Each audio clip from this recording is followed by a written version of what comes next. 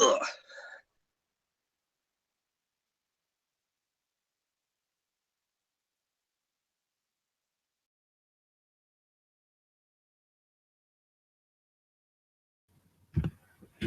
Hey, what's up, Hunter?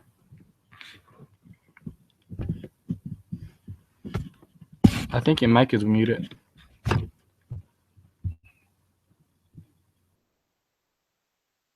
I'm trying to think of who else I can invite. Hello. Hey, sorry, I'll be right back. Don't mind me. I'm just baking cookies and stuff. Like, baking cookies and what else I'm about to do? I'm probably gonna have soup.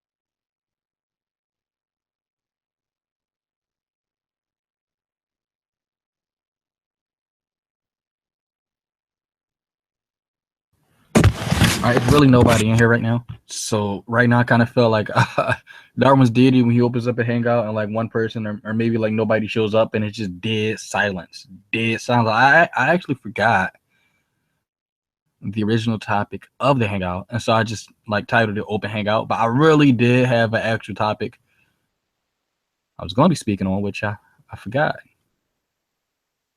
I think it has something to do with the hangout somebody did earlier.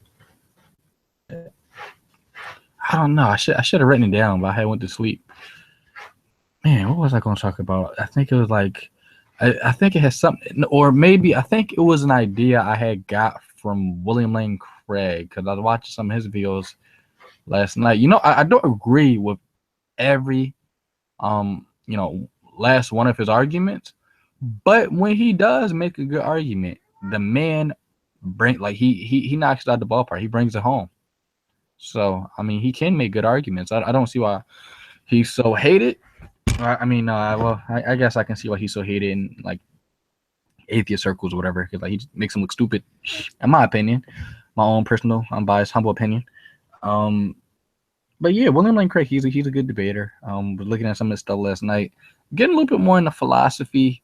Transitioning from science into philosophy. Still love science. Still absolutely am fascinated with astronomy, but getting more into the philosophical spectrum so I can get more educated on making philosophical deductive arguments. So that is where I'm at in my walk in life. And Hunter still hasn't returned back from wherever he's at. But it was a good hangout. What was that, yesterday? right? Or something like that. Or like, when was the last time I had a hangout? 2 days ago? We had a pretty good discussion for a couple hours. I think there's something wrong with my screen on my computer because I maybe I need to refresh because I can't see how many viewers, and I don't know if you guys are typing anything in the live chat. I don't know if it is coming up. Let me check on my phone. Maybe I can see on my phone. I don't know. Or maybe there's just nobody watching. It says we got one viewer, but I don't know if that counts as myself or what.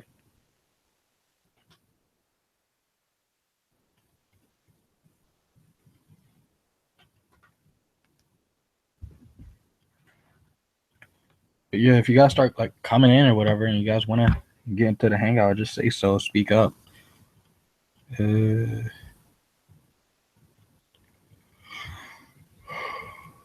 So speak up if you want to be in the hangout. yeah. So Okay. yeah, Hunter. If you want to be in the hangout, Hunter, just ask for the link. Yeah. No, see what happened was, as soon as I joined the call, I got a phone call, uh, to go into the main part of the dorms, and then I was like, oh, hang on, be right back. So sorry about that. Wow, so now you're telling me I got two people watching, and Jacob just said hi. Hey, Jacob, how have you been doing in your journey to evolutionary creationism? 'Cause I know the last time we talked, I think you did say you do accept evolution now, if I'm correct. I think that's what you said. And yeah, like I don't like. Are you still a theist? Do you still believe in God? Um, because if you feel like you're obligated to not believe in God because you found out that evolution is true, um, I don't think that has to be the case. Oh, and I got good news. So, he doesn't want to come out in the open right now, so I won't give any names. But hopefully tomorrow he'll come to a final decision. But he's somebody who I know, and you guys know him as well. But I can't go into detail about who he actually is until he decides he wants to come out the closet. And so, somebody who I've been having a back and forth with for a long time, they finally have renounced younger creationism, and hopefully by tomorrow they said they'll think about it and sit on it and decide whether or not they want to actually go through with it. But they renounced younger creationism today, and they accept that the Earth is 4.6 billion years old, with the universe being 13.8 plus or minus 2 billion years old. So I am absolutely thrilled about that. It's nothing more beautiful in the world when somebody accepts the truth of science and they can also embrace religion. So I'm happy for him. Hopefully he keeps his decision and he sticks to his guns. And tomorrow, if he wakes up feeling different, I won't love him any different. But at the same time, it would be nice if he woke up tomorrow and he just stuck through with this, came out the closet, denounced younger creationism, and went about his life. So just keep him in your prayers, guys. You guys know him. I'm not going to like do a unveiling or revealing. He doesn't want to be revealed right now at this time.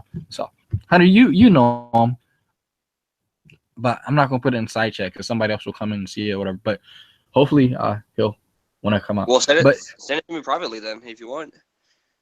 yeah, I got you. Yeah. So, what else has been going on with me? I've been watching William Lane Craig videos. I've been trying to get more into philosophy, trying to make some more Oh yeah. philosophical arguments. Yeah, I'm like, so like anybody can make a good argument, but if you know your way around like philosophy, you can make such a better argument than Yeah. the arguments you already made. So I think like I have the ability to make very well crafted arguments as is, but once I start getting into the deeper philosophical aspects of my arguments, then I can more eloquently present my case.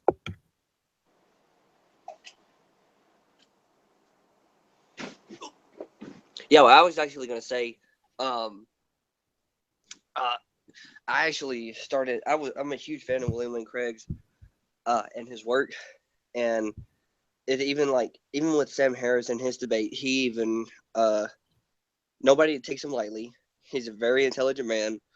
He uses the same five arguments every time, and for some reason, it seems that nobody can come around a legitimate answer against the arguments. You know what I mean? Like, You know what I've been seeing on YouTube? I see a lot of stuff where like people make fun of him and they're like, oh yeah, like William Lane Craig is dumb and da da da da da. But mhm. I don't necessarily see them coming against the arguments. Now I will say one argument I don't like. All right, so there are about two arguments I don't like of his. I don't necessarily like the Kalam argument. I mean, like when I first started getting into like theology and philosophy, oh, the Kalam argument is it's awesome. It proves God. Nobody can get around it. But now, I I don't necessarily think it's as strong of an argument as people make it out to be, but those aren't the biggest two issues I have with him. The main issue I have with William Lane Craig is for him to be such an intelligent man. I think he could have a better apologetic when it comes to explaining um the wars in the Bible, the holy wars. People call them atrocities or genocide. No, these were not like genocides or anything or like ethnic cleansings. They were wars. They were holy wars. And I think if William Lane Craig and you know, I don't know if he actually does this, but I think if his forte was more ancient Near Eastern study, like Michael Heiser gives a good apologetic when it comes to those type of things in the Old Testament. But I think Yeah. if William Craig, if that was more of his skill, if that was more his dominant area, he would do so well in that. But because it's not, you know, William Lane Craig is more like a philosopher Yeah. more than an Well, ancient Eastern scholar. So. well, I wanted to ask, like, what problems do you have with the Kalam argument? Because I don't, it's three simple premises, but actually, I've actually gotten a hold of a broader spectrum of premises when it comes to that, actually, to where it's not just three premises. I believe it's like nine yeah, it's premises. a lot. It is a lot. Yeah. Yeah, well, I'm talking about the version that I've like come about. I didn't create it by any means, uh, but it just, and I showed it to General, who, by the way, he's a physicist, and he said that is like a much more better, like, greater, um or premises made in the argument, to where even scientists uh would actually like it more than how William Lane Craig. And I'm not putting anything down on William Craig. He does a great job defending it. But I was just wondering, like, out of the three basic premises, which one do you disagree with? Uh, if the universe has a beginning, it must have a beginner, which that isn't necessarily the case. Okay, can you explain why?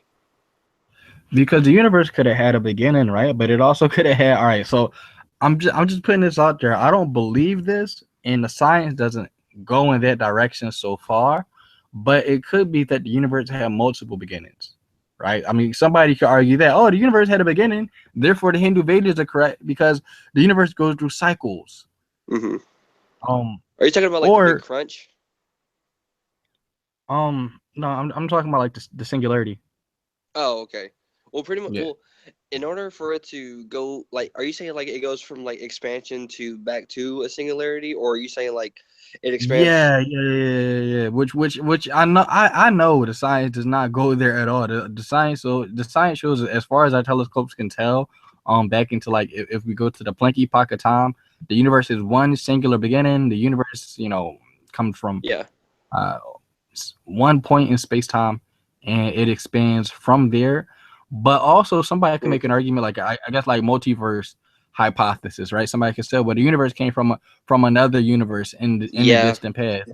The only thing is that I don't. the only thing is I've actually looked into this multiverse thing, and there's nothing that supports this. We can only go to No. a trillionth of a trillionth of a trillionth of a second before the expansion, but we don't know what happened physically to the universe right before then. So we can't necessarily say that it's a multiverse because we have no evidence of of another universe popping out from a previous universe in our own universe. So Right. So like philosophically, like a lot of these things are just like up for grabs. mhm, But I mean, you can make some prediction. Like Hugh Ross made, he made a couple predictions a couple years ago about what we will find when it comes to like Big Bang cosmology. He said in the next couple years, Big Bang cosmology, will be proven even farther than what we've already, what the evidence already shows. And he said that what will happen is because I don't think we could look into the or no, we could look into plankton, but it was something where now we have better telescopes where we can look deeper into it or something like that. And yeah, like the prediction came true. And so basically what he was saying is like we're gonna keep on finding out that the universe has like one singularity, like the universe came from one point in space time. But what I'm Hmm. saying is, philosophically, um, it isn't necessarily the case that because the universe has a beginning, it therefore has a beginner. Well, I mean, that goes back to like the first premise: anything that begins to exist Um, has a cause, and some people would like like. that, right? But I would say like I don't think like we should argue like 100% deductively that yes, it 100% has to be God. Now, what you could Hmm. argue is God is the best explanation, Hmm. Well, okay, so let me put it like this: the universe is all time, space, and matter, correct? right? So pretty much, if the universe is all time, space, and matter, and the universe had a beginning, that means time, space, and matter came into existence when the universe came into existence, right? Right, So that means that whatever was before the universe had to be timeless, spaceless, and immaterial, correct? right, It also had to be unimaginably powerful in order to disperse as much energy as the universe contains, right? right. And it also has to be unimaginably intelligent too, to create the laws of physics and everything in order to for it to create such a complex universe, right? I wouldn't necessarily agree with that though, and I'm a Christian saying this. I wouldn't necessarily Yeah. agree with that. Because it seems like you're not really making any prediction. It's more like a post hoc argument. Now, what I would say, instead of using like intelligent, I would say whatever brought the universe into existence, whatever was the cause of the universe, I would say it seemed as if um it brought the universe into existence by choice because the universe didn't have to exist, Right. and so whatever caused the universe Contingently. to exist, it chose to. Yeah, there's a difference between contingently and necessarily. Contingently Right. means that it exists because it exists. Necessarily means it exists because it has to exist. Like for instance, the universe doesn't have to exist; it exists contingently. But for God to exist, He would need to exist for there to be such a universe. At least that's the argument. That's a very basic way of putting it, and there's so much detail going into it. But I'm just really putting a broad spectrum on it, but that's pretty much like the idea of it. Like the universe doesn't have to exist; it exists contingently. It doesn't need to exist, but yet it does. So that's like an example of it. But with the complexity like of the universe and everything, uh, such as like the laws of physics and everything, if okay, saying like going from like a Christian point of view, if say like there is a God, well, if He created the universe, He would be unimaginably intelligent, right? You know what I'm saying? So pretty much Right. with the complexity of the universe and everything, it leads to something had to be you would have to have an intelligent mind in order to create or cause such a complex universe, given all the laws of physics and everything. I've said that I'm being redundant now, and I'm sorry. So pretty much with those five basics right there, you have five things. You have timeless, spaceless, immaterial, unimaginably powerful, and unimaginably intelligent. And literally, that's how theists describe as God, as this ultimate being, this magnificent being that is uncomprehendable. Uh, excuse me. And so, like, that's going like in a forensic case, we don't say like you don't say like in a murder case, you don't actually see the murderer at the scene, but there's evidence led behind to lead who the verdict is, right? So that's pretty much kind of what the Kalam argument does.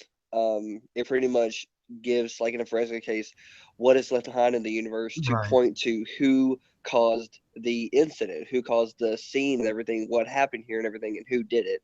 And pretty much all of these examples are pointing to there being a God. Now, some people want to say like uh, there's certain things that don't have a cause, and I've looked into it, and that's debatable. I've even talked to, I've even talked to General again, who's a physicist, and he's the one example I get is like radiation decay, Mhm. and I've talked, and like I said, General, he's a physicist, and he says it does have a cause by, I think it's by the bosons. And Yeah, but anybody who's saying this, correct me if I'm so wrong. like Um, from even things I heard, like even like when you get into like quantum mechanics, there's certain things yeah, in quantum mechanics that don't necessarily have a cause on the quantum yeah. level. So, Well, here's the thing um, though. If something was to, if that if it's not if first premise is not true, then why is it that we don't see um anything or everything popping in out of existence from nothing. Like we don't think like that. We don't expect to, or we're not scared of like a horse popping up in our room right now, or a soccer ball popping up like above my head right now to hit me on the head or something like that. You know, we don't see those things happen every time. So if something wasn't pop into existence from nothing, then why doesn't everything pop into existence from nothing? You know what I mean? Well, And I actually would argue that the universe did pop into existence from nothing, but the universe was not the only thing that existed at that. Well, you can't even say time because at first there was God, hmm and then I think that's the best explanation we got so far. I mean, if somebody has yeah, a better explanation, be my guest, but yeah, I think it fits. yeah. I Well, think I it mean, I fits do too. with the And reality. when it comes to the whole science thing, like okay, so I'm not saying that there's no such thing as truth. There is definitely such things as truth. There are things that we can find out that are absolutely true. But what I'm saying here is that in science, and only in the field of science, is nothing is 100% possible. They go with what's the most plausible, given the best explanations and arguments using the scientific method and everything. I mean, am I right on that, or would you agree with that, or am I wrong? Oh, I agree. And give me 1 minute. I'm about to put something in the oven. Okay.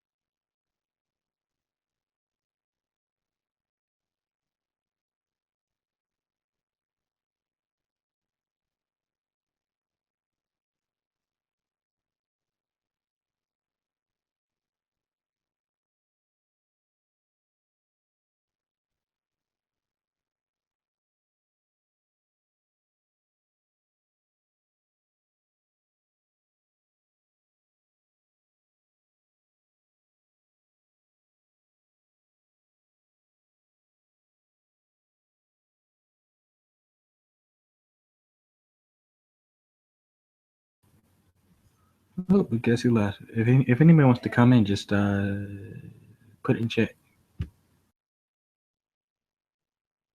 Oh, there you go. I didn't know what happened. I had just stepped away for a minute. I think somebody messaged me. I maybe messaged you. Somebody said something. Oh, this is Thaddeus. Cool. Hold on, I'm about to send you a link, bro. I had just stepped away for a minute. I'm sitting here cooking and stuff while I'm on Google Hangouts. Hopefully, I don't burn the house down. So. Yeah, I can't stay on too long. I gotta get up at 6 in the morning, but I mean, I Oh my should be gosh, you got school, man. good for the next like 25 minutes. So But I definitely do believe God is the best explanation for the oh cause of yeah, the universe.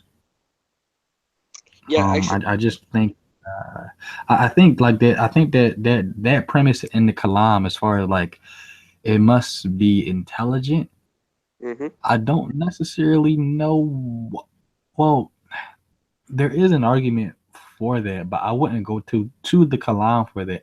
I think the best argument for the cause of the universe being intelligent would actually not be from the Kalam argument, but from arguing the rationality of like mathematics. And so hmm mathematics deals with logic and rationale and et cetera. And we know that the yep, universe is structured by numbers and numerical formulas and equations.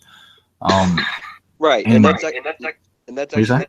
actually where I get where I talk about the complexity of the universe and everything with its mathematical probability. Yeah, but Uh, I wouldn't even, I think this kind of like belittling it a little bit because we said it's complex. It's not just complex, but well, it's very um, complex. It's it. well, yeah, I know, but like I'm so used to hearing that, like, oh, it's so complex, therefore God. It's not just the Well, no, no, complexity of no. English. I'm not saying it's complex though for God. What I'm saying is that it's so complex that for it to happen by chance alone is a scientific impossibility with the probability of the mathematics, and that's actually been shown, not just well, actually in biology as well. Um, and Yeah, I but mean, there's I mean, like high improbabilities happen like a lot. So I wouldn't and like I wouldn't say like high improbabilities mean not God because like I think God uses random chance so he can accomplish his overall goal. So that would be my argument for that. But I think a better argument Christians ought to use is that um mathematics is a language and the universe is able to speak to us using the language of mathematics. If you ever seen a movie Wanted, mhm. there's a scene in a movie where you guys remember that movie, right? No, actually, I don't think I've ever seen it. With James, I think the guy's name is James Avery. The guy who played he plays young Professor X, and basically in the Wanted movie, he basically is an assassin, and he gets his targets from this like old piece of machinery where it's similar to a typewriter. And the funny thing is when they get the names on these sheets of paper of who they're supposed to assassinate, it's supposed to be completely random, right? It's supposed to be Yeah. 100% random, and there isn't a user who inserts any of the information onto the paper. So there's no user interface, basically.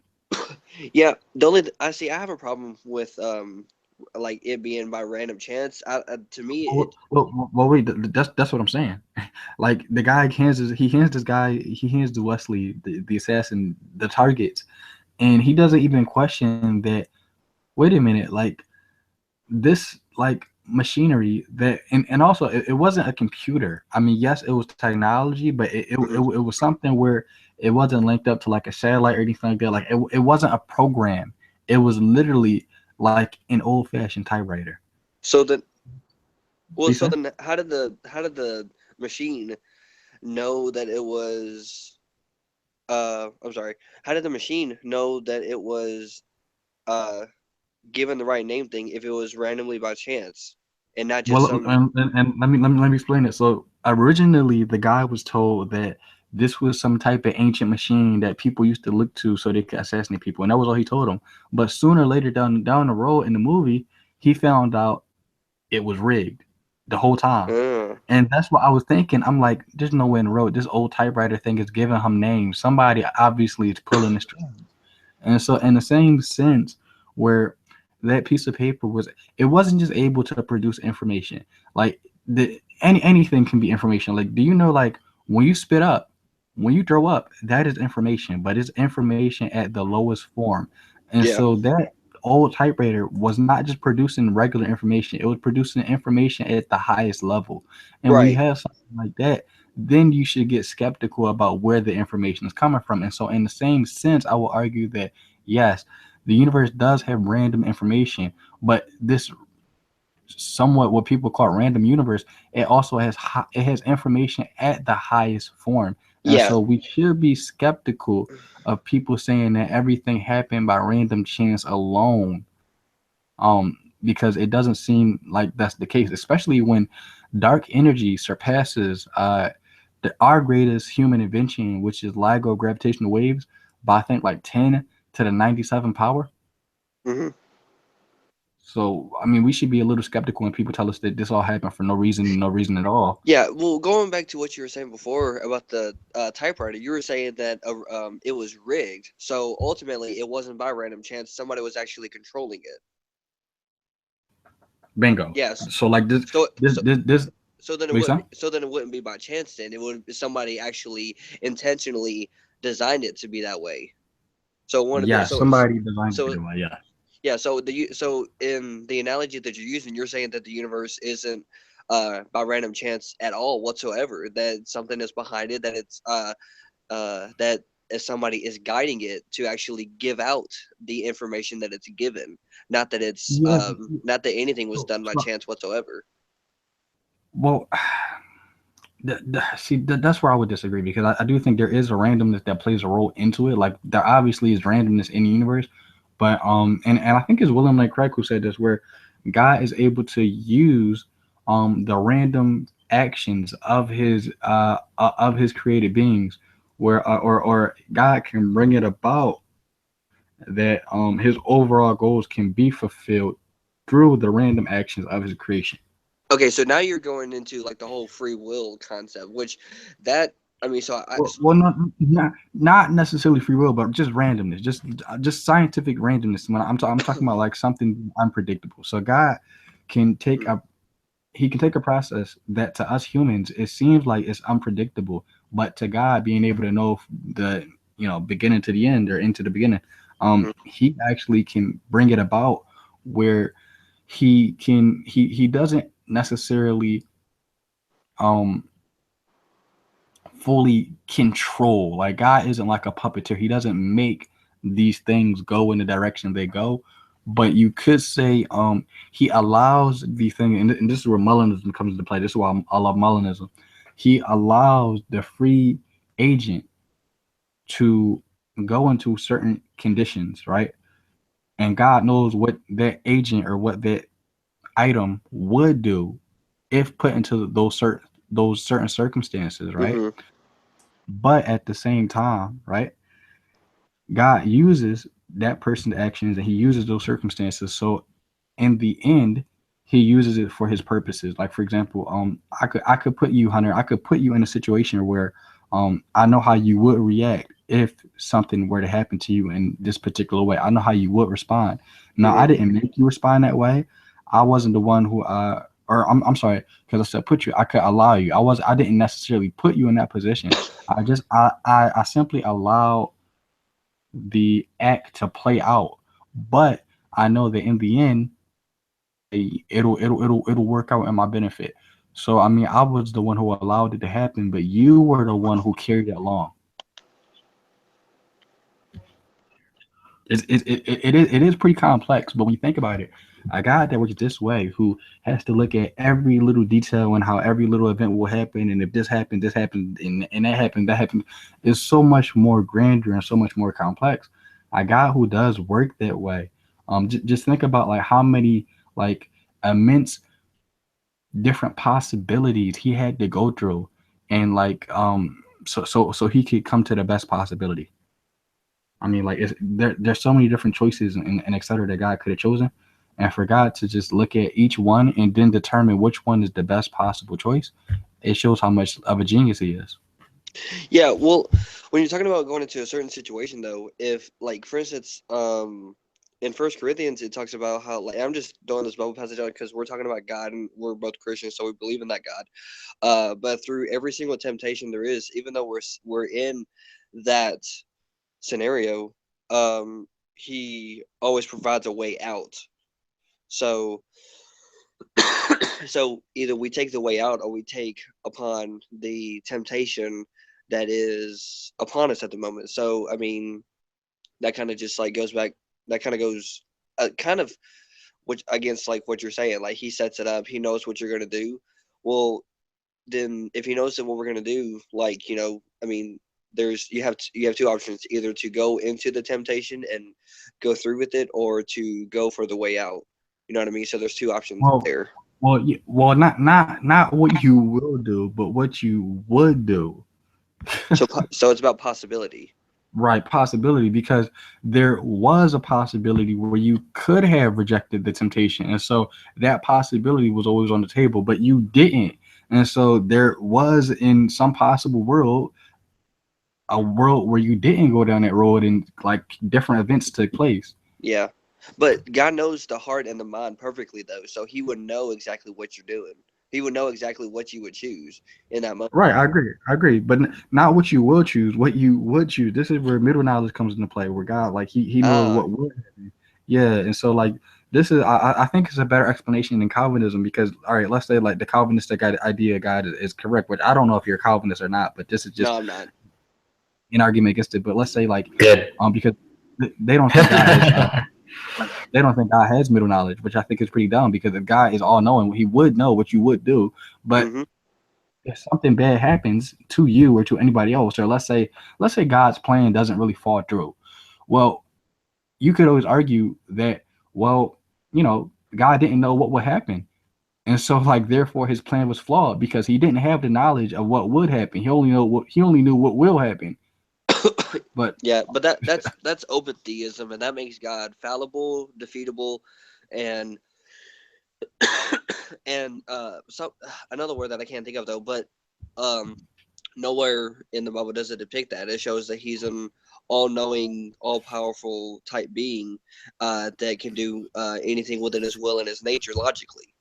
So to say that he makes mistakes and everything is well, and if you're getting this like from a biblical perspective, you're totally there's nothing in the Bible that shows this that he's never gotten anything wrong. There's such things as hypothetical questions because people's like, oh, then why does he ask questions? Well, there's like rhetorical questions and hypothetical, and for the most part, that's what it seems like there is because for God to be all knowing, He would already know the answer. He would even already know what they're going to say. But again, with the middle knowledge, actually, I agree with that. And William Lane Craig talks a lot about this, about how God um, knows past, present, and future. Um, and it's not about possibilities necessarily. It's about He knows the decision you're going to make.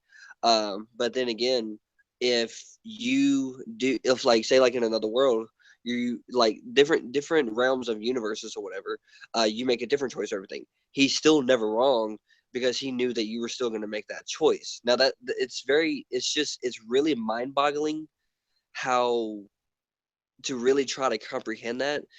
But ultimately, it's that you're going to make a choice, whatever that choice is going to be, just because we don't know it.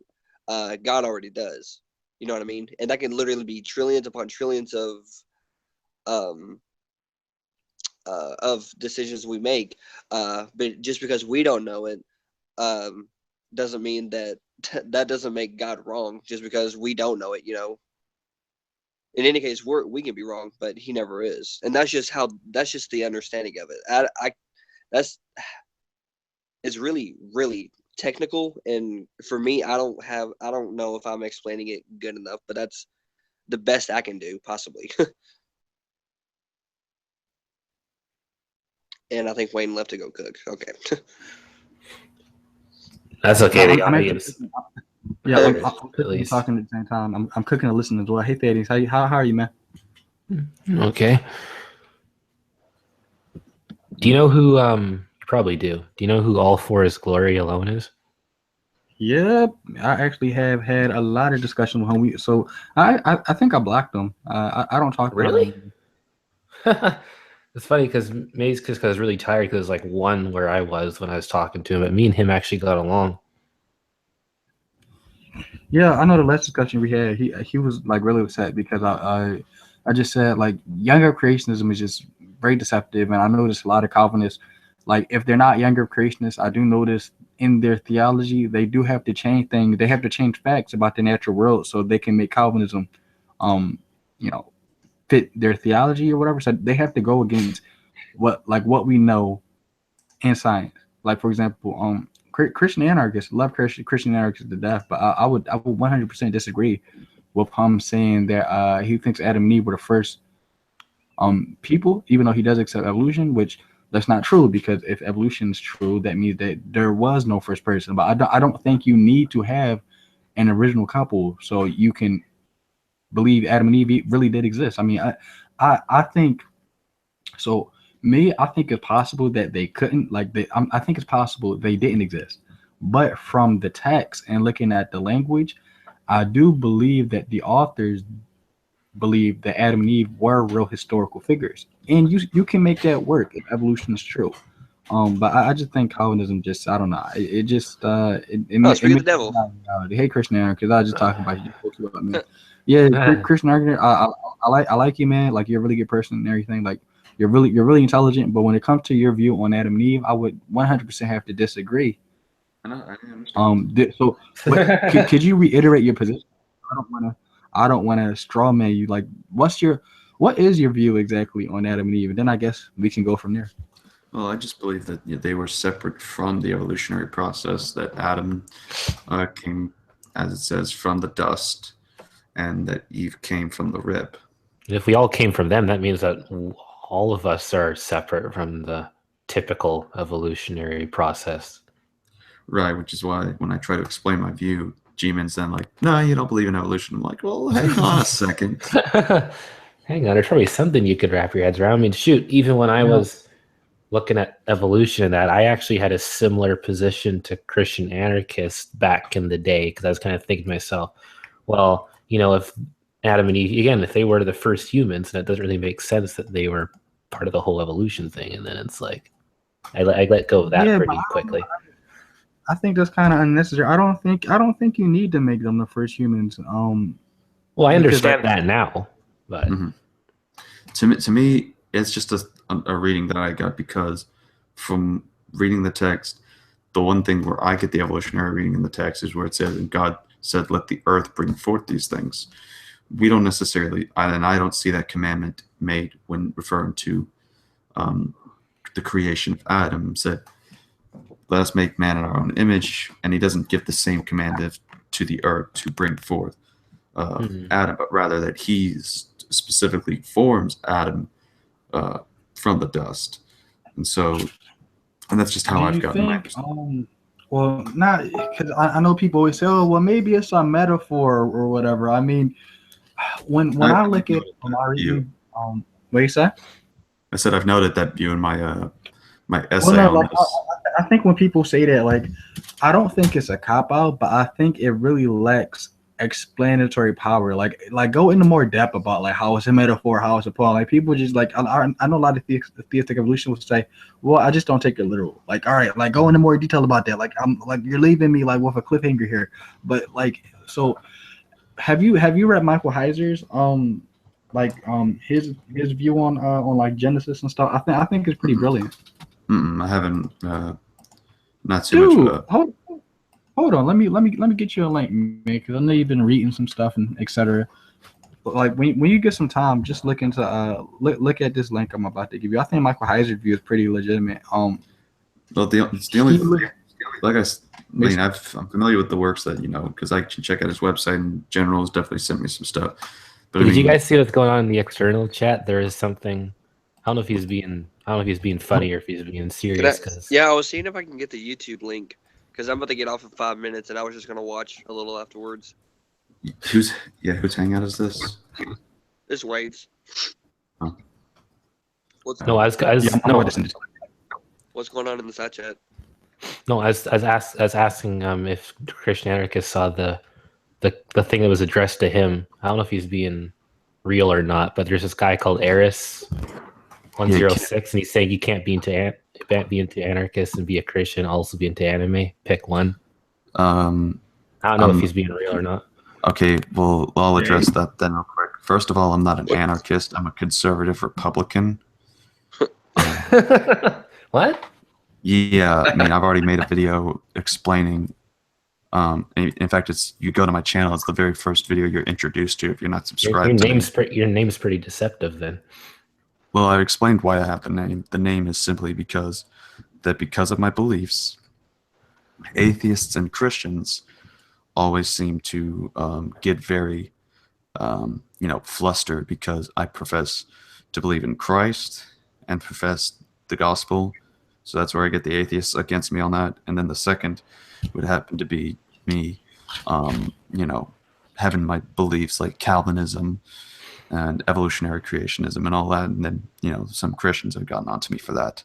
So that's where I named that. And then as far as anime, I don't see where in the Bible it says you can't enjoy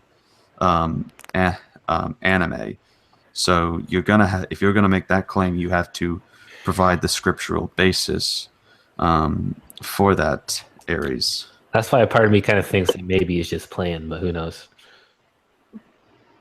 So I don't know if this is. So I don't know if this is like just a Poe or something, but yeah, exactly. I don't know. But Hunter, I'll put the link in the side chat. Well, I'm on my phone, so I can't see the side chat. So if you want to give it to me in the, Oh, sorry about that. you're good. yeah. What do you guys think? Hey, Christian, man. How you doing, man? Yeah, man.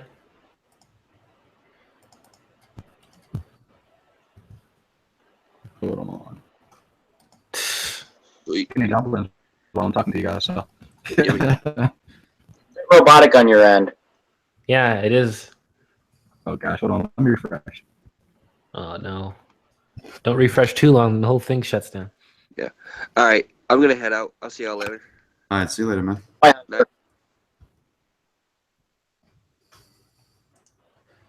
All right, so wait, did Wayne leave? No, he left because he had to refresh. So if he doesn't yeah. come back in time, the room can shut down. It's a ticking clock right now. Oh, tick tock, tick tock. Hey, Christian, man, what are you up to? Nothing much. Hmm. This Christian Anarchist made me a new avatar, though. That's been going around. That's been happening to a lot of people. Yeah. All right, I'm back. Does that sound better? Yeah, sound good. By the way, while you're here, what is that recipe? Because my friend's asking. I can't disclose what's particularly in mine, but you can look up the ingredient online. I mean, people have made like different like versions of this all the time, but What were you guys? Which food is this? huh? What food are you talking about with this recipe? Oh, yeah. So this isn't food. I don't even know if it's edible. This is so like I think I told you guys. So I've been working on like a particular formula to help out with male pattern baldness or like hair growth, and it's been working like wonders for me. I'll put the picture in the outside chat. But all I can say is like it's not a cure. It's a treatment. It's been working well for me, and it's worked well for some other people, and maybe it might work well for some people. I don't know. Try it out. Test it out for yourself. Here, I'm going to think about like putting a patent on it and distributing it to people after I'm done testing it on myself, and I need some other people to test on too, as well, like a control group. So that's all I can pretty much say. But the base of it, like you could say like the paste is shea butter. So it's a shea butter mixture. Different people had different ingredients in their batches and stuff. So like it differs, but you can get the ingredients like from anywhere, like online. Like I know if you texture on Google, like it'll pop up. So. All right.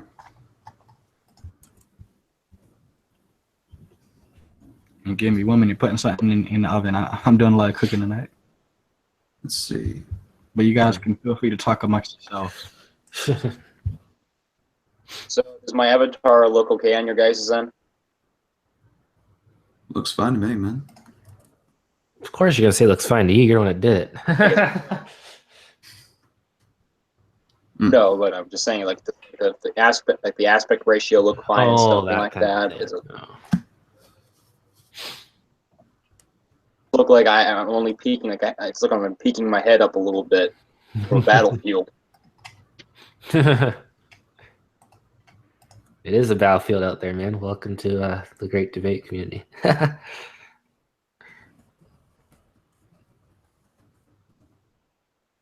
Yeah.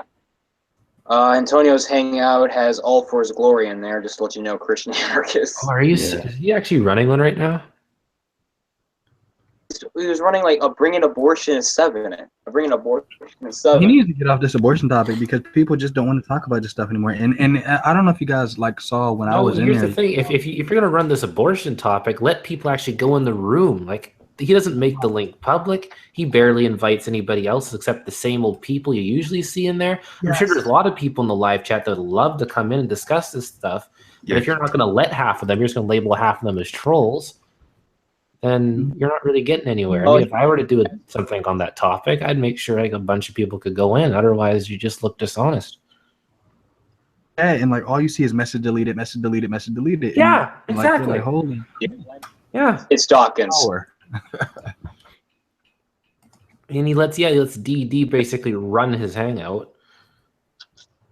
Oh yeah, how do you justify that claim? How do you justify that? Exactly. And basically, all the conversations boil down to how do you know, and can you prove, and if the laws of logic and all that. And it's like we're not even discussing abortion anymore. Now we're discussing that, like every single time. Yes, every time. I am a fan of the late great Greg Bonson. The late Greg Bonson. Yeah, because he kind of is a Bonson clone, if you really think about it. He borrows a lot of his. Yet doesn't really much argue consistently as Bonson would. That's what's even scary, is that people who have used presuppositionalism, they know how to do it better than he does. Basically, this is a guy who only knows like Side 10 basics of presuppositionalism, but then takes it even more retarded. So not only is he failing, regular presuppositionalism, but he's even failing Side 10 presuppositionalism, and that's a bad sign at that point. Side 10 levels of presuppositionalism. Yes. Yeah, but I noticed the whole basis of like his type of precept is like question begging. Like you have to answer the question exactly how he planned for you to answer it, and if you throw him a curveball, he doesn't know how to take it, and so he just kicks you. Exactly. That's what that shows. He's like, oh, like are you like he? I know the last conversation I had with him when he kicked me was we were talking about death before sin, because I came to the room in NeoCloud, which I don't know NeoCloud personally. Like we haven't really spoken that much, I don't think. NeoCloud. Yeah, I know who he is. From what I've heard, he doesn't seem like a very likable person. I don't know. But long story short, I'm talking with Darwin's and NeoCloud is like, oh, Wayne is in the room. He's the only Christian who accepts evolution. And I'm like, sure, like, but I don't think like that's a big deal. Like, let's talk about abortion or whatever. And so Darwin immediately goes into rapport. We called it rapport when we were in sales. You immediately go into rapport with a customer. You just constantly ask them questions. Like no matter what, you have to ask them buying questions. And so I think of Darwin as like a shady salesman. Like he constantly has to build rapport with you. And so he goes into his sales pitch and he's like, was there death in the world before Adam sinned? And like, was death good? And blah, blah, blah. And so I said, well, it depends, because death can be a bad thing. Imagine if Hitler lived for millions of years. Mm-hmm. So, I mean, like, I don't honestly see like the whole like it's so much more to the question than yes or no, because obviously God can use death for his purposes. God is striking people dead and killing people. So I mean, if God is killing people, it's good. The thing that bothers me is that if you're gonna keep going down the whole the road where basically we're going down the whole like, how do you know that and all that. It's like then you're no longer talking about the issue at hand. You're making everything about theism versus atheism and your morals and all that. Where it's like dude, like let's just talk about abortion. It's like why do you have to turn this back into this theology presup argument? And it's like he does this for almost any single subject. So you end up discussing that more than the The actual guy thing. needs he needs to do another apologetic. He really needs to. I think so too, because that's not really his forte. I mean, like me, I'm kind of like an ambidextrous, so I can get a little bit into the philosophy and the mathematics and stuff like that. But my thing specifically is like more on creation, because that's like I got one eye to younger creationism, and so that's more my forte. But like everything isn't for everybody. What they say, different strokes for different folks. Mm-hmm. So, but yeah. Presuppositionalism this bad, he needs to find a different class of presuppositionalism, a different he needs to not do his presup script when we're talking about abortion. Let's just stay on the actual issue. How about that? How about just quit all your little games and then actually talk about the subject? If you're gonna call your hangout bring it abortionist, and let's talk about abortion. Let's not get into this presup game whenever somebody comes in the room that's not Christian. How about that? Oh, can you justify rationality without God, without the Christian God? Yeah, and that kind of stuff. It's like now we're no longer really talking about the subject at hand. Mm-hmm. Like it just goes off the rails. Is any subject doing like this if he proves presuppositionalism to any atheist? It's like an instant like this. Win. That's why he does it. I know it's really sucky. I understand why he does it. I mean, I understand it's a pretty good script to use. I mean, if you want to be have a dishonest conversation, I mean, you're winning, but shoot, you're not really talking about the topic at hand, and you're able to avoid a whole bunch of different hard questions just because you want to feel the other person's morality out. I mean, you're no longer talking about the issue at hand. Instead, what's going on is you end up talking about the whole presup thing, and then whether the person even has the right moral outlook to even be questioning the whole abortion thing in the first place. So the subject itself never gets dealt with because it's like he feels the need to disqualify everybody who's not a Christian because, oh, look, your morals are don't have a proper basis, basically. Yeah. Why are people dropping out? Are you sniping people? I'm not sniping, man. I'm not sniping. So why is everybody just dropping? Why is everybody just dropping out then? It must be the rapture. I didn't know that's how it works. It automatically logs you out of the Hangout too. And it happens at different times for different people.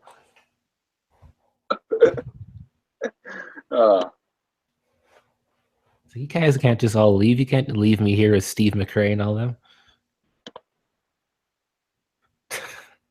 Yeah.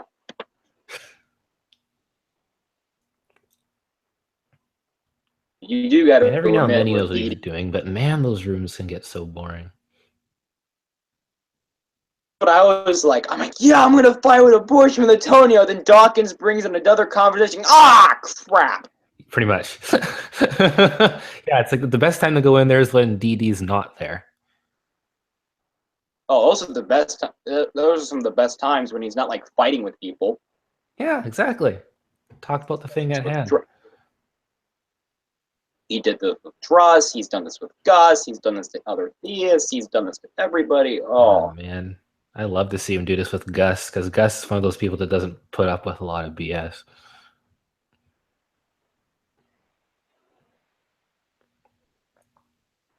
All I'm just gonna say is Antonio just needs to take him away from mods because DD is like a toddler with a gun. Well, he doesn't like to go in conversations where he can't have mods, so I can see that going very well. He said sarcastically. Yeah. Yeah, DD's probably watching this and is probably lying against through his teeth against me. Nah, he's probably not because this only has like what 4 people watching. So I mean, Good. probably not watching it. Yeah, he's probably either watching Antonio's or doing something else. Hopefully doing something else. He kind of just floats around some of the same rooms. I don't think he goes out of his way to find other people's rooms. I mean, he did it once when I was at my old channel, but I mean... Oh, hey! You're back. You saved the room from going off air. Hey y'all. Congratulations. Yeah, sometimes when I'm using my other browser, like it'll just like kick me off because it'll say my browser ran out of memory, so I got to get that checked out. I know usually like if your computer runs out of memory, you just got to restart the RAM, but I didn't have time for all of that, so I just opened up another browser. Okay. Hey, you know what's my thoughts of DD having mods? What? It's like having a toddler having a gun.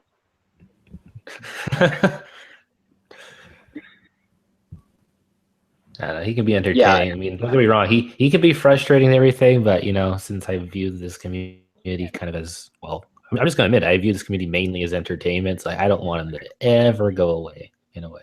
So for you, the entertainment values of this community in itself, when you see the creation clown posse, basically. A part of me is like, oh, come on, dude. I wish you could be better. And a part of me is like, don't ever change.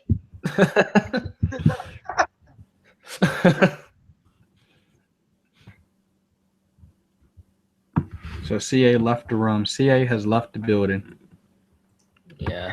Oh, I think he might have left the... yeah. For now.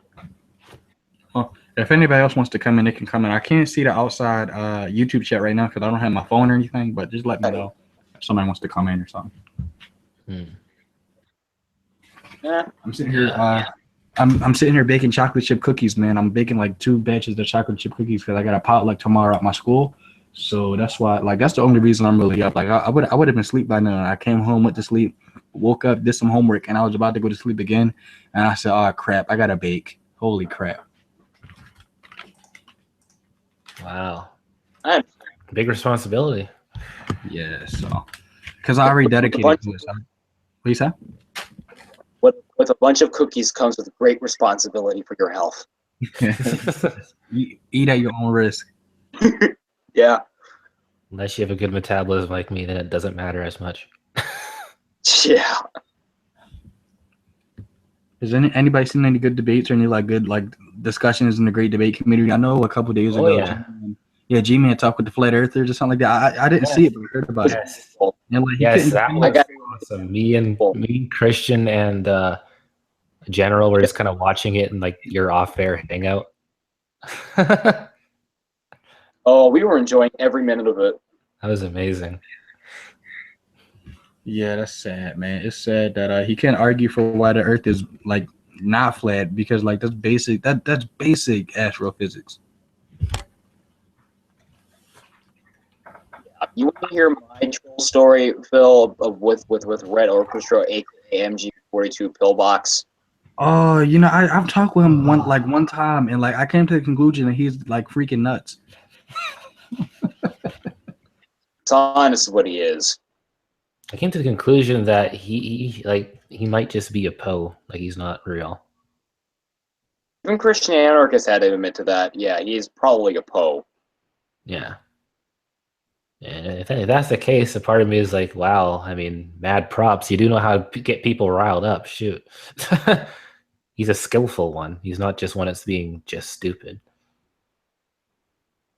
Like, he knows how to play on people's emotions and that. Like to someone who's who's an outsider, who doesn't know MG that well or doesn't even know the subjects that he's talking about that well, he will appear to be quite smart. A bit arrogant and a bit of a jerk, but smart. It's only 2 people who are actually an expert on the subjects and all that, and are been combating these things. Who knows how long the hell he won't be. And oh yeah, he doesn't have a microphone yet, so might be a little Hey, difficult. Pin. I haven't met Pin. Who's Pin? Oh, he's a buddy of mine. I knew him from my other channel. Cool. Cool. Yeah. Just like, but before you invite somebody, just let me know. So like, I just like, so I'm not surprised. Right. Well, I should have told you about Christian Man then, because I invited Christian Man as well. Oops. Me and Phil are fine. We don't fight, so we had that one outlaw. What? Sorry, what did you say? I didn't. What happened? Yeah, I don't know what happened. Guys, can you hear me? Mhm. Yeah, you were cutting out though. It was really hard. Yeah. Me and Phil have no problems. So we had an hour-long conversation just with me and him. Yeah. I wonder where General's at right now, because I talked to him later, but General was Earlier. probably dealing with some crazy heretic. Jenna's all Yeah. saving the world or something like that. he also likes to put himself in like the Council of Google Plus rooms, like the Calvinist rooms. Oh man. Oh, It'll usually just be him versus a bunch of Calvinists on like theological stuff. And it's like, dude, it's like you against like 9. Why do you do that to yourself? 9. Well, if you're gonna find this, if you have like problems with Antonio, there is problems with them. He actually did recognize that the Council of Google Plus, actually, believe it or not, were jerks. So The Council of Jerks. what is it? What'd you say? You're saying the Council of Oh, yeah. The council of Google Plus. Yeah. Oh yeah, they're a lot of them are just like hyper Calvinists who want to beat you over the head. Well, a Yeah, lot of well, them just I'm an anti-Calvinist, so yeah. But here's the thing: even Antonio Fletcher had to. Even he's like, I don't want to be near those people. yeah. But like they take it so far where they would even argue that Calvinism is the gospel. You can't have the gospel without Calvinism. So I guess like, what did people do for the hundreds of years before John Calvin existed? Yeah. I have no. That's a good question. Yeah, but St. Augustine, like Jesus would not. St. Augustine was the guy who came up with original sin. Jesus would not have heard about it, like original sin. He wouldn't have known what that was. So you come up to Jesus like, oh yeah, Jesus, what about original sin? And Jesus would be like, what? Like it didn't exist yet. So like this is why I'm not a Calvinist, because they try and read their Calvinism into an ancient text where Calvinism didn't exist yet. So the people who the Jews were writing to, they didn't know what Calvinism was because it wasn't here yet. So you're taken away from the historical context of the actual scriptures. I do believe in original sin, but I'm not a Calvinist. It's interesting because I talked to All for His Glory, and he doesn't identify as a Calvinist, even though No, because he thinks they're very similar. He doesn't call himself a Calvinist, but he is a Calvinist. But he's one of those people who's like, I don't call myself a Calvinist because it's true. It's like I don't call myself a Calvinist because the Bible is Calvinism. I'm like, geez, Louise, you are so just stuck in your way of thinking. And like, even when I didn't know what I know now, I just knew the Bible was not like speaking about Calvinism. I'd be like, what are you talking about? Like the historical context of this is like to Jewish people and blah, blah, blah. And they don't care about that. Like they just, it's comparable to people trying to read science into the Bible. That's why I just changed my view to accommodation to them. I don't think the Bible has any science in it. I don't think the people would have known about theoretical astrophysics or quasars. Like they were just completely blind to this stuff. They didn't have any scientific knowledge. They didn't have any Calvinistic knowledge. The Bible in its historical context was written to Jews who, honestly, they didn't even believe in the Trinity because the Trinity didn't exist yet. So when people, Well, actually, wait a second. there's the Trinity part. There actually is an aspect of the Trinity you can actually find in Genesis when God made man in our image. I'll actually say no. That's No? not the case. Yeah, I would argue no. Because when it's talking about God, when he's saying let us make man in our own image, he's not talking like to another Godhead of the Trinity. He's talking to the heavenly host of angels. If you go farther, in like I think it's like Ephesians or Revelations, it says the angels sang when God was done creation. So you don't take generals opinion of how they are actually like lesser gods. lesser. Well, That's not General believes in like multiple God, but that's a not little bit of a there's only like straw one man. head God. yeah. So like he doesn't. I don't think General believes they're lesser God. Like I think General and I both had the same opinion. I think they are divine beings. I think they're angels. Yeah, and they're that like again, I'm not saying that they're like God is in like the head God, but they're still technically gods. Like what else do you call divine being? It's not like Well, the yeah, God yeah, of everything though. Yeah, They're not really a god being. That's it. They're not really a god though. well, they're The word Elohim. That's the confusion with the translations. right. Well, Heisner went to that point. So yeah, I don't think the Trinity is in Genesis or anything like that. I don't think like people read it into like the books because they're so stuck in their modern way of thinking of Christianity. But like the idea of the Trinity didn't exist yet. Like Calvinism, when people try to read Calvinism into the text, it didn't exist yet. When people try to read science into the text, like these people didn't know anything about that. I think we just need to let the Bible be the Bible. Yeah. Like you said, you agree that it's not a science textbook.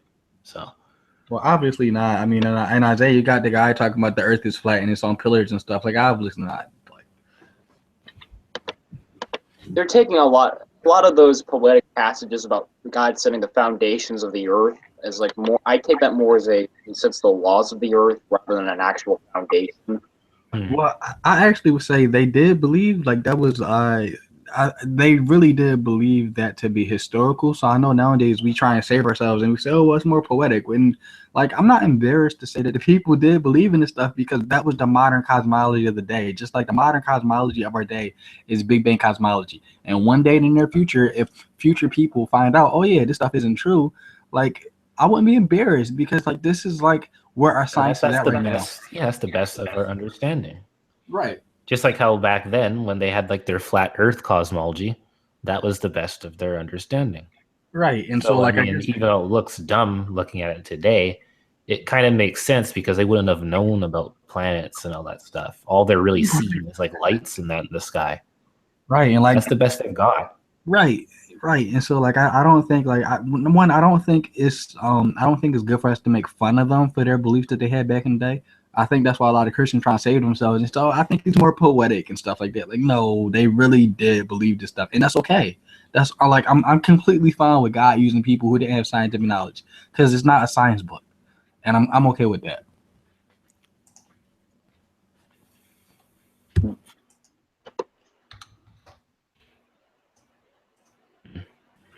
And I'm muted because I'm checking on my cookies. I understand. Oh yeah, you gotta make sure those cookies don't burn.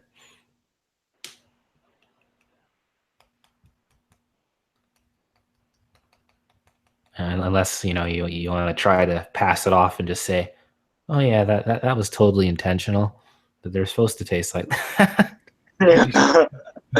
Rick Evan cookies. Yeah. And burnt cookie is the worst thing in the world. It's a special type of cookie. But yeah, like pillbox. I told a few people outside of like YouTube about the guy Pillbox. And I'm like, yeah, there's a guy who I know who's a flat earther. His name is Pillbox, and like they just start laughing. They're like, his name is Pillbox. Like, yeah, like MG42 pillbox. Yeah. Basically, I think like, one of the reasons why he named himself that is because that's a thing in World War II where you sit down there with the MG42 and there's like this pillbox, and basically that's where you would be to defend your position. So he's defending his position. So it's like he has his MG42 pillbox. All I know is in that picture he has, like I don't know if that's a picture of himself, but he looks like Kingpin from Spider-Man.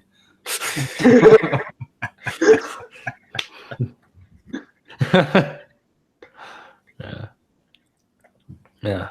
I think that's the reason why he might have named himself that. That's what he said on one of the Hangouts. Kingpin can do something.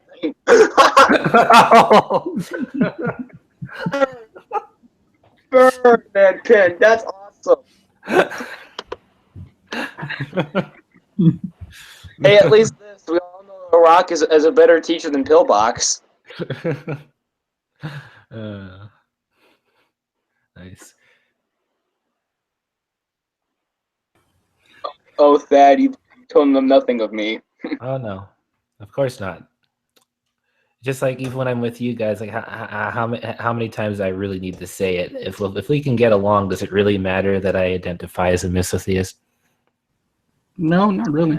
Exactly. Aren't Christians supposed to love everybody equally? So like I wouldn't see like the big difference. Like the same way like I'm talking to you with the same way I'll talk to a Satanist and atheist or like somebody who's like I don't know like pro something that I just don't agree with. Is it okay if there's I think it's Matthew Ecclesiastes. Okay if he has a link. Yeah. Bring him in. Yeah. Okay. Matthew's fine. I know Matthew. Oh yeah, dude, bring him in. Okay. I don't know if I have him on my messenger thing because sometimes people's names don't show up. It's really annoying. You know what I mean? Like you try to type it in, and even if they're in your circle, sometimes you can't actually. It's annoying.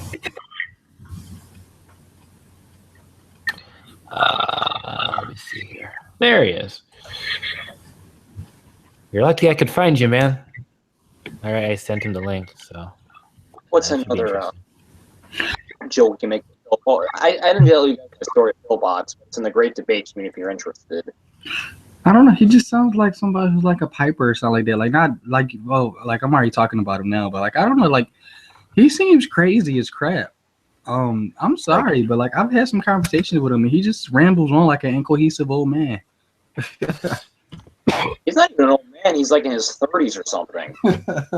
Yeah, talk noise. I just play. Yeah, Wayne, you keep saying there is no science in the Bible, right? But there is science in the Bible. Oh, there we go. There you are. Sure. What are you gonna do? I mean, if that's what you if that's what you want to believe, No, it's not about my belief. It's about thousands of years before we even knew about things. Running water was implemented. In Job, it talks about the earth hanging on absolutely nothing. That is something that is groundbreaking. Does anyone have Jacob in their circles? Because he's looking for a link in the room. Who's Jacob? Jacob. Oh yeah, I know Jacob. Yeah, Jacob. If you guys can give him a link, sure. Yeah, I know Jacob. I haven't spoken with him in a hangout, but yeah, sure. Hold on, give me a minute, guys. I'm checking on my cookies and stuff, like just baking stuff, and like I told you guys, I'm making chicken and dumplings. So I'm making chicken and dumplings and cookies, and like there's a lot going on right now in my kitchen. Would you agree that? Hold on, give me a minute. Hold on. Okay. Maybe you can ask one of us over here. I'm asking all the room. Would agree with what? Is that science? In the Bible? Yeah. Maybe by coincidence, but I don't think the whole thing is very scientific. Now, if you do want to argue for Really? science in the Bible, I can make the arguments, but I tend to stay away from. But a very good argument about future science in an old book is when Jesus was sweating blood. Now, obviously, John wouldn't have known about the correct diagnosis to describe it because Luke was the one who was a doctor, but we didn't start understanding like how these things worked until a couple centuries later. But when the book of John described Jesus sweating blood, there is a medical condition that we know people get now when they are about to go on death row. We see it in inmates. I think it's called hypermitosis or mitosis or something like that. I can't really hold on. I can look it up. But hey, Jesus isn't the only one that can sweat blood. Right. And so like I will argue that these people didn't know anything about that because they didn't know about modern science. And so maybe they wrote about something that is so accurate because it actually happened, not because they were saying, oh, we're going to write this in the Bible because like centuries from now, people are going to look at this and think this is so awesome. I think it's more reasonable to believe they just wrote down what they saw. I mean, that's the same way. I mean, philosophy is philosophy until it's proven, and then it's no longer philosophy, right? Theology, but No, no, no, like philosophy. Like, Uh, okay, there once was a philosophy of the heavens, and then you got Isaac Newton, and or Aristotle. These guys came, they started thinking about. you mean cosmology? There was a, Yeah, a now cosmology. it's called cosmology. Yeah, now Okay. instead of it being the heavens, it's actually a science, a study. And I got, let me see, this book that talks about that type of thing. But either way, the Bible says that the earth hangs on absolutely nothing. That is before Isaac Newton. That is before almost anybody I can think of writing about the cosmos, right? The heavens. Okay, I have something to bring to you though, and I don't even have to use the Old Testament for this. The New Testament, Satan is talking to Jesus, and he tempts Jesus 3 times. And the Bible says that Satan brought Jesus onto a high mountain, and he showed Jesus the kingdoms of all the earth. Now that can't work on a round earth. So the person who wrote that verse was assuming that the earth was flat. That's one of my favorite verses. That's actually Yeah. So how can you explain that though if the people who wrote the Bible thought the earth was round? that is spirit. You can't see the whole earth from a mountaintop. That is spiritual. That is clearly spiritual. maybe he was shown a vision. To be fair, Or it's spiritual, or show me the mountain on the earth. to be fair, maybe it was like a spiritual vision or whatnot. Just giving Ecclesiastes here the benefit of the doubt. No, everything in the Bible is not literal. That is that is. But a it's funny fact. how you take that not to be historical, or I guess not to be scientifically accurate, right? So you say, oh well, maybe like it Well, wasn't. wait a minute. If it's spiritual, then there we go. Then we already proved right there that it's not necessarily a science book; it's a spiritual book. So therefore, we shouldn't be looking. We shouldn't be looking to it for science. No, I'm agreeing, but what I'm saying is, if that person wasn't correct in their scientific way of thinking in the New Testament, obviously the people in the Old Testament thought the Earth was flat. Obviously, I mean, it screams off the pages that they thought the Earth was flat. What passage is that? By the way, I don't know. I think it's like in Luke's Gospel or something like that. You can look it up. Somebody said, "How do you decide?" Yeah, I was about to ask you, Wayne. That's a good question. How do you decide what is literal, what isn't in the Bible? So I think it's all like literal. So that's a terrible word. How do you decide what's historical, what's poetry, and what's not? The best way to do it is how we do it today. Look at the audience. Look at the writing style. Of course, like when you look at Genesis, the writing style in Genesis is repetitive. And then God said, and then God said, and then God said. yeah, I wonder if that question was more addressed for Ecclesiastes, since he's the one saying that there's science in the Bible. there is science in the Bible. There's prophecy in the Bible that's not that the that the Hebrews didn't know about, right? The Israelites didn't know that they were speaking. The prophets didn't know that they were speaking prophecy. But That's science, though, or is that just more? No, that's not science. I'm not talking about science. No, I'm talking about prophecy, right? You got prophecy in the Bible. Like what prophecy exactly? In visions, like Daniel. You can go into Daniel, 28? Okay. Yeah, but those are like future historical predictions. They're not necessarily talking about science. I mean, you can make a historical prediction, and it doesn't necessarily have to be scientific. So yeah, it's not really a science thing. No, it's not.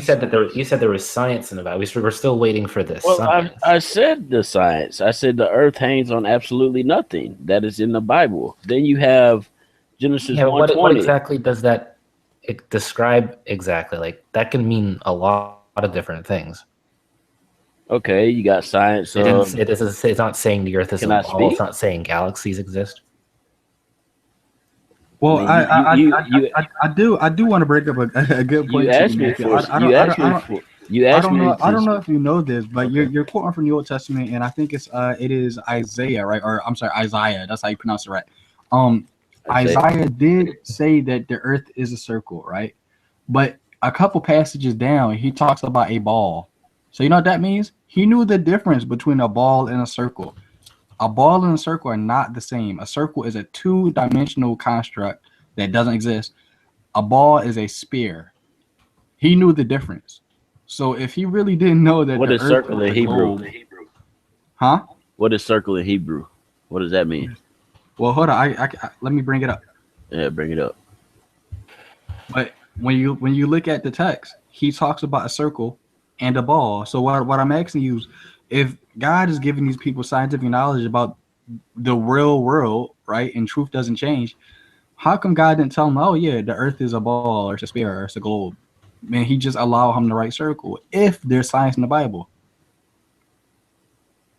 There is science in the Bible. I already told you that. Uh, Okay, science- besides the Hold hang up, thing. Can I speak, brother? Can I speak?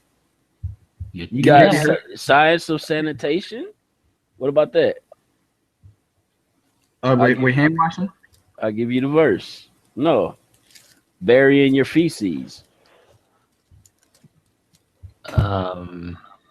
Yeah. That's not exactly. That doesn't mean it was because of germs.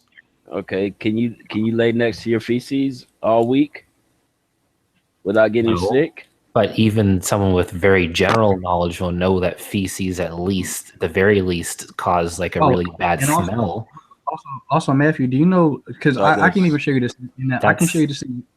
Yeah, like somebody with general knowledge would know that like people have been burying their feces for like thousands of years. So Yeah. like I'm pretty sure they went to first.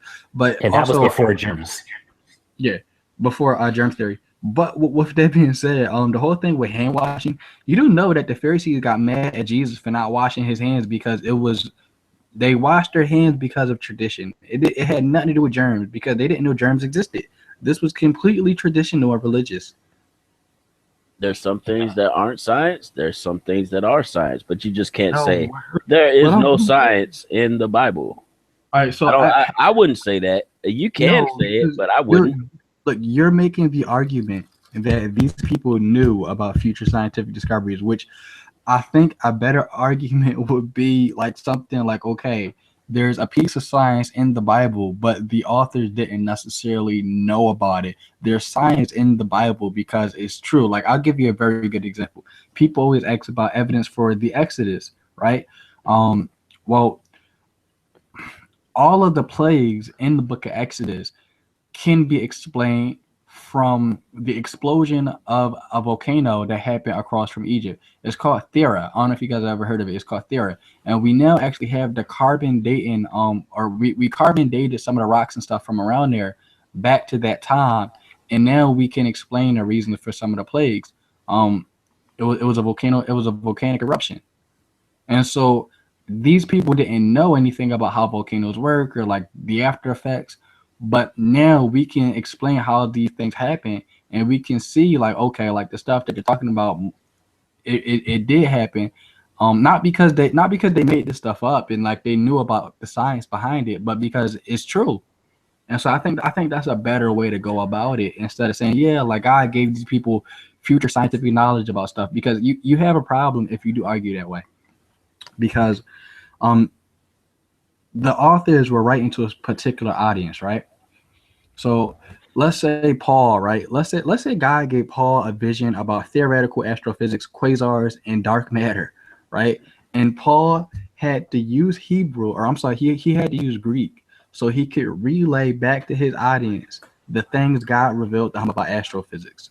Well, he got a problem. Number one, in Greek, like there is no word for astrophysics. There is no word for dark matter. There is no word in Greek for quasars. So he wouldn't have a way to explain this to his audience. And if he did, they wouldn't have known what he was talking about. So all of the scientific knowledge God would have gave these authors, nobody would have understood. I think the best he could do is like, yeah, there's weird stuff that happens in the sky, y'all. Pretty much. And so you have a problem where if you do think God is giving these people scientific knowledge, nobody would have understood it. Nobody would have like knew it. So they just would have threw their Bibles in the trash. So since we established the whole thing that there's a lot of civilizations that actually bury their feces and the whole washing hands thing was more of a tradition, we are still waiting for something that's science. Okay. Let's see. How about the actual? Let me see. I can't remember the soap that they created, but they created a soap that is the most powerful soap on Earth, and I forgot the name of it at the moment. If you could cite a source on that, I would give you so much props. Yeah. Hold up. Yeah. Forgot what it's called. I got it written down right here. Is that bleach might be more powerful? Well, bleach isn't soap, is it? It's kind of like it's not soap you're supposed to wash your hands with or anything, but it's a cleaning I can find this solution. Hold up. Here it is. Lye soap. LYE. Let's see. Lye soap in the Bible. What verse? Jeremiah 2:22. Let's see.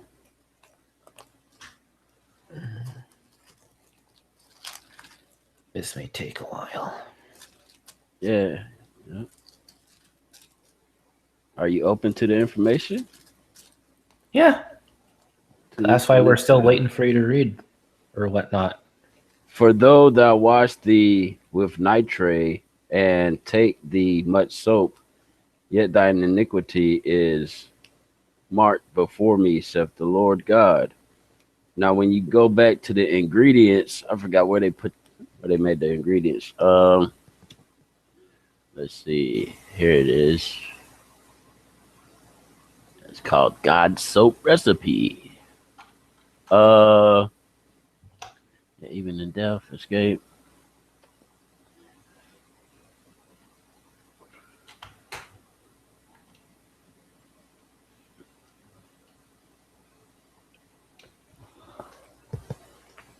Let's see. 23.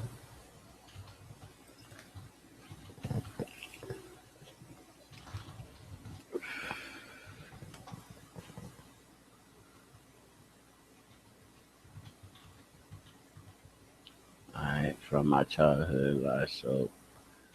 The three ingredients are lye, lard, and water. If done properly, these three ingredients, where is it mentioned at? Because it's in that Leviticus. Oh, part of the Old Testament.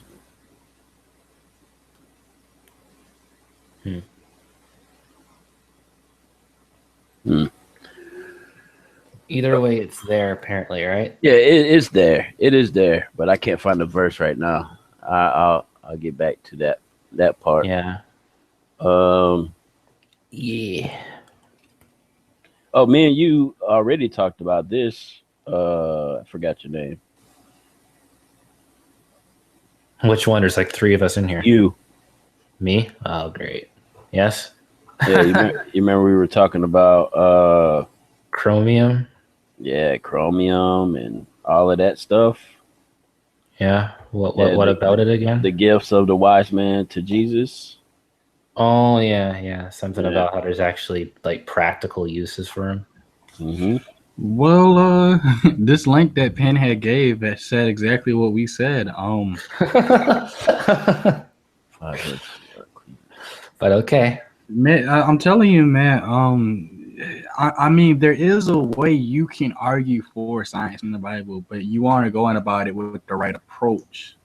Yeah, you're kind of starting with. Well, I'm not prepared to argue for it, but it's there. Yeah, and even general. So like general and I, like I think like we see like completely differently on this, but even general has a better way of like arguing. So I would say like a better way you can argue is because I think you're trying to say these people knew about like minor science when even general doesn't say that. He says that like It just so happens to be the case that the reason why you can make these scientific inferences in the Bible is because it was just divine inspiration. So God divinely inspired these people to, come about to these certain discoveries. They didn't know about any of this stuff, but he just says, well, like for example, General would argue like you could see Big Bang cosmology in the Genesis account, which you like when he argues it, you really can see the actual parallels. But he does say it's not because these people knew about Big Bang cosmology. It's just because the text is divinely engineered. Yeah, it's not about the people knowing. It's like you just said on the ladder, divinely inspired. How does Solomon know the sex of the ants, right? In Mhm. Proverbs 6:6. How does he know that the worker ant is a female in those times? You're breaking up. I am. Yeah, a little bit. You're breaking up. Hey, logical Christian, how you doing, man? Can you hear me better? Yeah, I can hear you a little bit better. All right, Proverbs 6:6. That it says the sex of the ants, right? Mhm. I don't recall any magnifying glasses back then. How did they know that? The ants, Yeah. The as sex, in the genders. the sex of the worker ant, yeah. Because the verse is about a sluggard and telling him to look at the ant and get wisdom from that ant. So it had to be talking about the worker. And then when you Google the sex of the worker ant, it is a sterile female. How did the Bible know that? I would say he didn't know that because they didn't know anything about modern They science. didn't know it, but the Lord did. Oh, see that's an interesting argument to make. Right. So yeah, that's a better. I'm just Yeah, all I was saying is I wouldn't just wipe the hands with it and say, there's no science in the Bible. There's so much stuff in the Bible that we don't even know. You can be stuck on Proverbs. I would kind of disagree with that. Okay. But I mean, like even I can make like a point about like science in the Bible. I think it's so irrelevant because it takes away from like the main focal point. Because now instead of just arguing for just the gospel and stuff, now you're arguing about like there's obviously theoretical astrophysics in the Bible. Like, you see that. Okay, so that's the thing. Maybe we should. Who brought it up though? You said there's no need to talking about it, but you brought it up. That's the thing, though. We're talking more about when we say there's no science in the Bible. It's more like there's no, I guess what we'd say, like, I guess hardcore kind of science in the Bible, because a lot of these things that you can point to and say, look, there's science. A lot of these are very observational stuff that anybody who doesn't have a very good grasp of science can kind of just put the two and two together, but not exactly understand how it works. Like the whole thing with lie and all that. Like, that's an old recipe. Like that's very old. Any sort of civilization could discover that. And the thing with feces or whatnot, there's like an automatic reaction in your own biology that makes you detest pretty much anything that's gross that protects you from poisoning yourself. So of course you want to be away from your own feces. It doesn't take some sort of like extra scientific knowledge to know that. Okay, how about this? And God said, let the waters bring forth abundantly the moving creature that have life. Where does science say that life came from? Even though I don't agree with evolution. Wait a minute. I thought you said. Well, yeah. Well, that. Okay. That's a contradiction right there. What's a contradiction? Well, you said the whole thing that you say, I don't believe that. But if you're saying the Bible has science in it, no, science. They're not talking about man. This verse is not talking about man coming from science. Science says that man came from science. But Genesis 1:20 is not talking about man. So do you believe evolution to an extent? Abundantly. Well, I'm not closed off to evolution, but I'm definitely closed off to ape becoming man. Yeah, I'm closed off to that. Evolution works, but I don't how does evolution work without I really don't want to get into this like whole long-winded debate. But so ape didn't come from man? I mean, man didn't come from ape? Moving on. Okay. You guys have a good night. It's been a pleasure. Okay. Sucks. Yeah, because we talk about that all the time, and like nobody's mind has ever changed, and this long-winded like debate over and over again, and like they still don't understand how evolution works. So Yeah, they just get frustrated. like no, but like if evolution is true, what about the second law of thermodynamics or whatever? And like we're like no, this and that, and like they don't ever take any constructive criticism. No, I didn't kick him out or anything. I just said, look, man, like it wouldn't be any point in discussing that because I already know the outcome. So, I mean, we've been arguing, not just disagree. It's like not even. There's not even reason to even do that, right? Just let them believe what they want to believe. You're not there to convince them. You're just there to have fun. pretty much, man, pretty much. So, Yeah. It just seemed like the Christians he's the one that rage quit, not you. So it seemed like the Christians on the other side of the fence.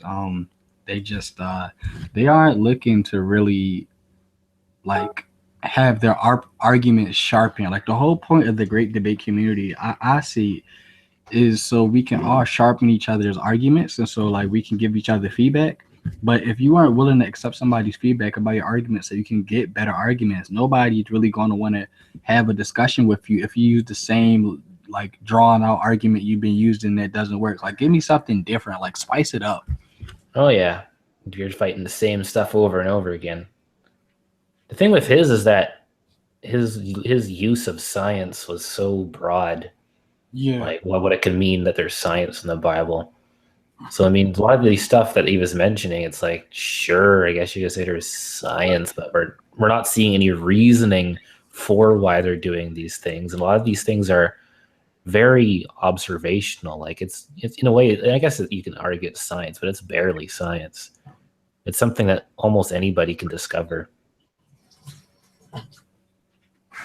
Yeah, I think like I think BioLogos has a pretty good approach at it. Like let the Bible be the Bible, let the science be the science. Now you can, like General and I, we actually made a model where we have well, not concordance approach. I call it the worldview approach because I am an accommodationist, but I'm not. I guess you could say now there's about two flavors of accommodationism. I don't even know if you know what that is. Accommodation is just that like there isn't any science in the Bible at all.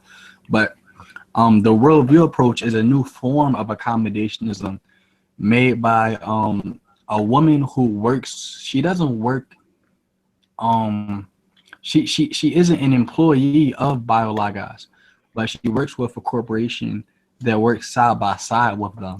And so the woman who made this model, her name is Carol Hill, and so she has something called the worldview approach, where she says that the Bible in its original context, from the perspective of the people who wrote it, it still can be true if we take into account like some of the things like they would have believed. Like for example, like the 7 days of creation, they aren't 24-hour days. The whole point of like the 7 days of creation from a Jewish point of view is the fact that 7 was one of the holiest numbers in like the Hebrew number system or something like that. So it was a sacred number.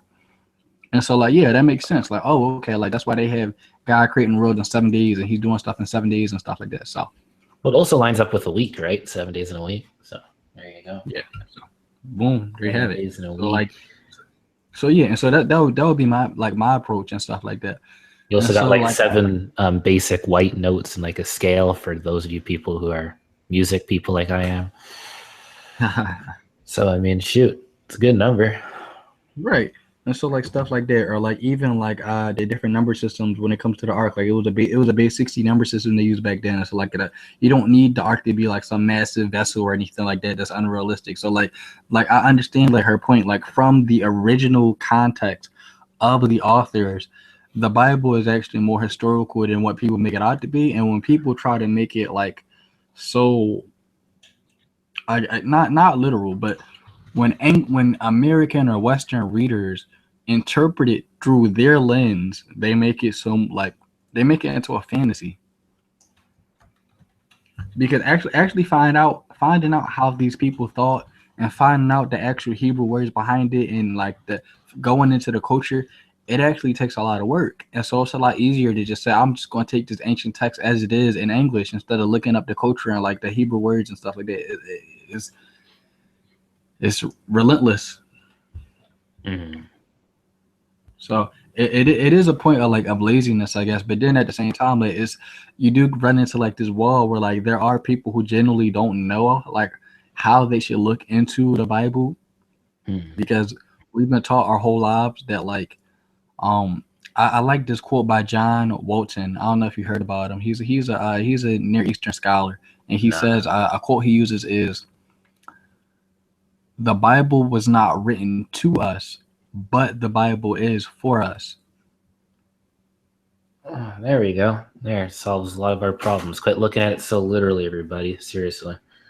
So I mean, that's how I see it. A lot of people just read it like literally, and they almost like forget that this thing was translated from a different culture and all this other stuff. And then, of course, if you look at things super literally, that's where there's going to be complications. You get things like creationism and all that stuff. Of course, you know, that's just a byproduct of reading it as if it's an English document with, you know, barely any like wordplay or metaphor or anything. You're reading it super literal, like it's an instruction manual. right, and you notice how Ken Ham he takes the measurement for the ark. Like exactly like instruction manual. Gosh, and he uses a base. We use a base 10 number system, but they didn't use that in ancient Near Eastern Mesopotamia. They had a base 60 number system. And so like now he has this big ark that Noah wouldn't even have recognized. Noah would be like, "What is this?" Man,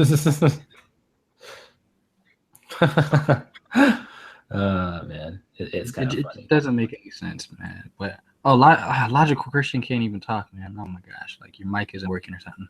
Yeah, I mean, well, Penn dropped out because I think part of the reason is because he didn't have a mic himself, so it was kind of annoying for him to try to discuss somebody who's saying that the Bible has science in it when you're just stuck to the side chat. So, Right. Yeah. So I understand it's pretty frustrating, but I mean, I don't fault too many people for it, as far as them reading it super literally, because that's all you know. That's what you're gonna read about. That's how I was raised. That's how I grew up.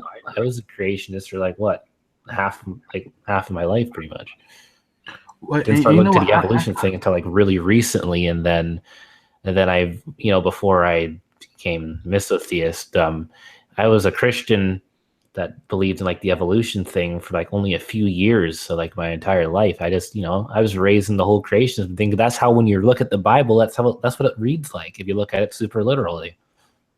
Or I guess from like just like a Western point of view, you know, because like it wasn't really up until the 1800s, like around like when the Seventh-day Adventist cult started coming around. That's when people started having a problem with evolution and stuff like that. When you start talking about like, you ever heard of George McCready Price? Oh, no, I don't know about a bunch of scholars. Yeah. Well, George McCready's name sounds a little familiar. Well, no, he wasn't a scholar. He was a quack. So he was a guy who he was a Seventh-day Adventist, and he went around. Well, first of all, he taught at a college, not because he actually was accredited, but his wife had begged the people at the college to give him a job. So George McCready Price was a follower of Ellen G. White, and Ellen G. White wrote visions that she had about the flood. And she was the one going around saying that God made the world in 7 or 6 24-hour periods of time. And so George McCready Price reads her stuff. Then he goes to this college to teach. And then he starts teaching people about creationism. Then he debates the college staff. He debates the professors. And after some time, they say, you know what? You're a quack. You're phony. You don't have any like degrees or anything. And you don't even know what you're talking about when it comes to evolution. So then he stops the whole college thing. He writes a book, right? And then after he writes, he tries to write some papers, but he can't because he doesn't have a PhD. Fast forward, and then he meets Henry Morris. You know, the guy who ran ICR. He met Henry Morris. Henry Morris had a PhD, and so together they peer reviewed their own papers. Fast forward, they make their first book together called The Genesis Flood around like 1960. And that's when younger creationism takes off. So the flood story came first and younger creationism came later. And so what the Seventh-day Adventists actually did was younger creationism used to be called flood geology. And younger creationists changed the name from flood geology for political reasons. And they changed it from flood geology to creation science. And boom, that is how creation science and etc. was invented. And around the 1960s, that's when Americans started to accept this idea of a global flood. So that's the whole story in like a couple minutes. And it's the story that most younger creationists have never even heard. They don't even know who George McCready Price is, but they embrace almost every last one of his beliefs. Wow. Okay. Well, I guess it tells you how much things have changed, not due to the Bible itself, but just people's interpretations of things. Bingo. Oh, yeah. Yeah, and that's one of the reasons why I love Young Up Creationism, because when I did the research behind this, nobody had the answers, and I'm like, yeah, like this stuff obviously it has to be true, because I found out about this from a guy named Ronald Numbers, and he's a historian, but he's won about like 8 different lifetime achievement awards for being one of the most credible historians in his field. And so when a younger creationist tries to like muddy his waters, it doesn't seem right because he has like achievement awards for being the most exceptional scholar of his day. So I mean, like, who am I going to believe? Am I going to believe Ronald Numbers or Ken Ham? Yeah, I know what you mean.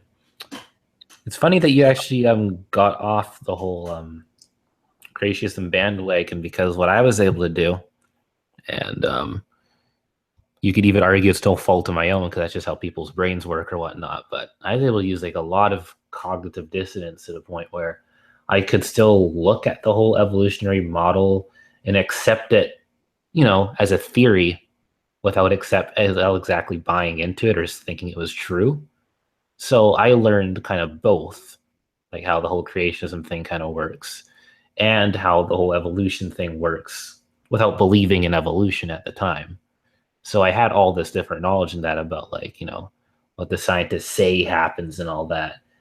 But, it wasn't until recently that I was actually convinced that actually was the case.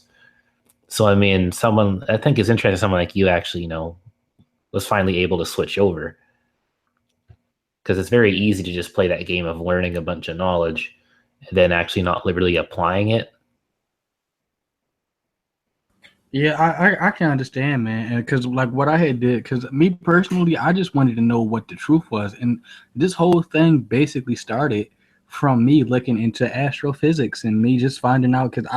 I'll tell you what, I remember like about a year ago in like February, I was doing different PowerPoints and I was making different PowerPoints trying to refute evolution and Big Bang cosmology. So I already made one PowerPoint around the time of my debate with Steve. So I did that on evolution and why I thought it was false. But then I went into astronomy with Big Bang cosmology. So that was my next dragon I had to slay. So I'm doing research so I can debunk Big Bang cosmology.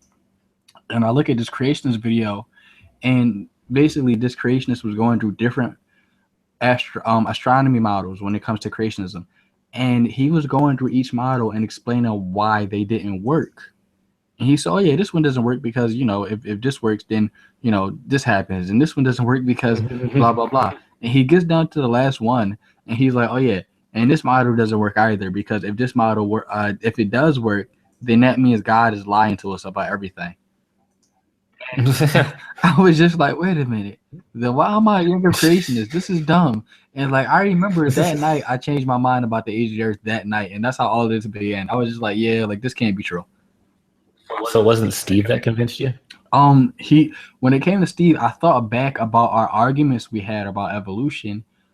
So he helped, but it wasn't the whole like reason why I changed my mind. The reason why I changed my mind is because when I looked into the evidence and I weighed it and everything, it checked out. So I actually had to retrain myself how to think because I was so brainwashed into like what the younger creationists were telling me, like, oh, there's observational science and then there's historical science, and you can't really know about the past because of this, and you can't see it and blah blah blah.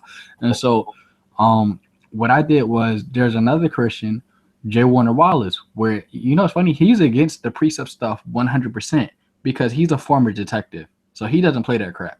And so I looked at them. I didn't really like his arguments. I think his philosophical arguments are kind of bad, but his methodology for finding out how to come to the truth of things, it was very useful. And so I used his methodologies while I was investigating evolution and using his methodology of like his detective framework.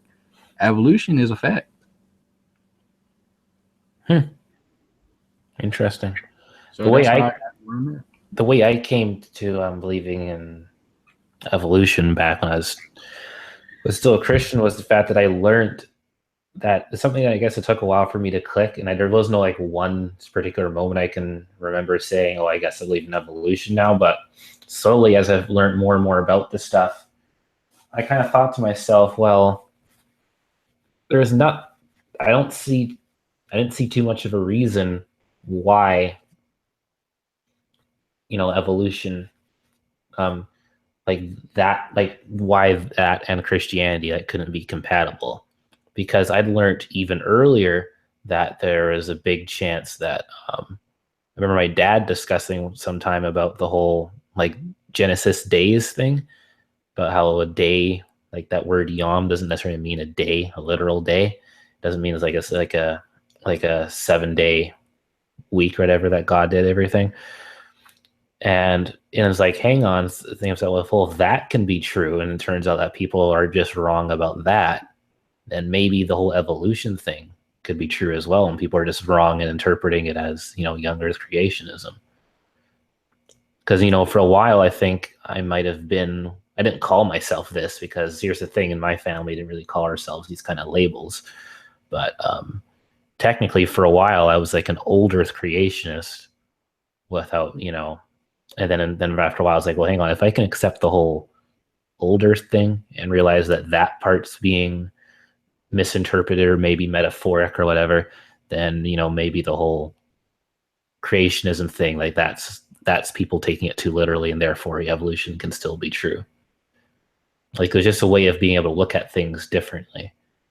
Like it takes you a while to kind of go get in that mindset of well, maybe the way I was looking at it was wrong.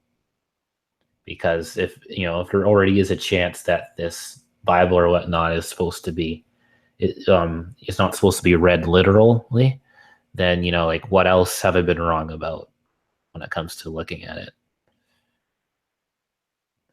Yeah, me myself, I'm trying to get more into the habit and not even using that word literal, because people use it as a trap. I wouldn't say the Bible isn't meant to be read literally, because like you could read a poem literally. Like I think people, when creationists say literally, what they mean is you're not reading the text in its original context. The problem is if you are in ancient Near Eastern studies and you read Genesis in its original context for what it literally is, Genesis is a poem. Now, I think what they should say is you should read historical passages in the Bible historically as if they were real historical events. And I think that's a better way of arguing. So that's just me, myself. Hey, Jacob, how you doing? Did I invite the right Jacob or like you some random Jacob? Who knows? It looks like the same name. Just somebody. I thought it was the Jacob from the side chat, but if it isn't, I mean, hey, how you doing? No, it's the same Jacob, I think. This is the right one. All right, this is the right one. Like this is like some random guy from like Black or something. Yeah. Jacob from off the side of the street or something. Right. Like, hey, we just picked you up like from nowhere. So Yeah. hey, Jake, how you doing, man? What you been up to? I know you've been watching some of my YouTube videos lately, man. Did you see my last one? Not my last one, but my one of my newest ones where I interview General, and I interviewed Deborah. She was like somebody who lived on the. They keep on calling it a compound. I call it a ranch or whatever. Kent Hovind sweatshop. No, you know what the weirdest part about it? I didn't see the whole thing, but I did hear like a little part of it. It was cool. I saw the Flat Earth Bible one though. Oh yeah. I did yesterday. I just had to express my opinions because like G-Man just did terribly against flat earthers, and then the flat earthers don't understand the Bible nor the science behind why the earth is not flat. And G-Man doesn't understand the science nor the Bible either, but G-Man understands it just a tad bit better than they do. So it's like, I don't know. Like it's like he doesn't. It's weird. It's like he's not able to make that connection. And it's weird. It's not just G-Man. It's also other people when it comes to reading this whole Bible thing literally. Because if you look at the verses like these flat earthers do, I mean, let's just assume that they're not posed first of all, because who knows about Rand and pillbox, whether they're actually legit or not. So let's just treat them like they are being legit. When you look at people that look at the verses in that this way, you look at it and go, you know what? I know, the earth's not flat, but when you look at the Bible and you look at these verses, it really does seem like the Bible is saying that the earth is flat. And then when you get people that say that you try to say, well, you get people that say, oh, evolution's not true. And you say, oh, why? Because the Bible says it's not true. Look at the Genesis creation account. It says this happened in these 6 literal days, and the earth's only this many years old and all that stuff. And meanwhile, you say, well, look at all these verses that say that the earth is flat. Do you believe this too? And they're like, that's crazy. The earth's not flat. Scientists have proved it. It's like, well, hang on. Scientists also prove the evolution thing too, but you're not willing to accept that. So why are you giving the flat/ball Earth argument more? Why are you giving the scientists then more credence when it comes to that issue than when it comes to the whole evolution creationist thing? And you know what? It's weird because I talked to my family about this. They can't put the 2 and 2 together. It's like there's this disconnect there. It's like it's the same kind of logic you're using. You're basically saying, oh, the Bible has to be true. So therefore, no matter what scientific evidence has been brought up that disprove a certain part of the Bible when you read it literally, that no, that can't be real. And that you're using the same type of logic when it comes to the whole, what do you call it, the biology thing, the evolution thing, dismissing the evolution for the same reasons that people believe in the flat earth when they're biblical flat earthers. And it's like people can't see this. And it's like I'd rather you guys be more honest with yourselves and also believe in the flat earth as well. At least you're being more honest when it comes to how you guys read the Bible, because right there, that feels like very intellectually dishonest cherry picking.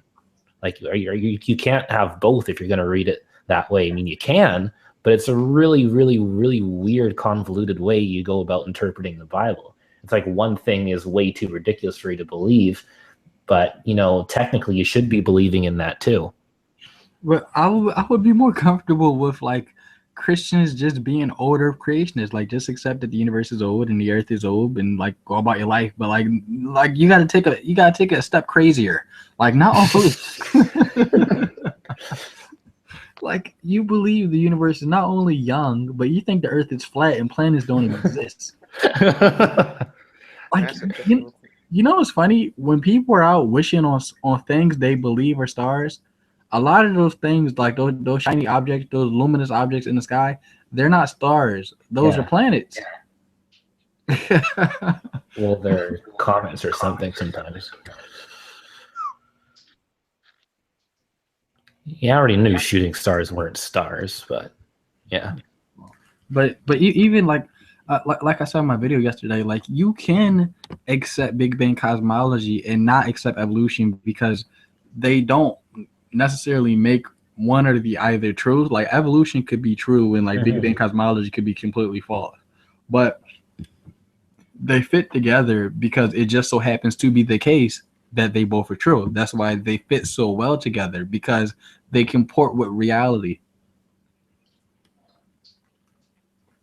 Yeah.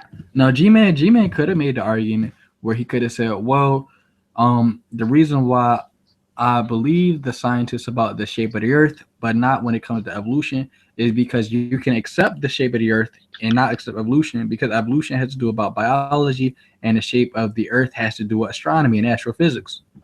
You know what I wish someone would do for his room, like if I'm ever allowed back in there, like one of the questions I want to ask is that if we're still heavy into this whole flat earth thing, like he seems to be really adamantly against this flat out elected channel.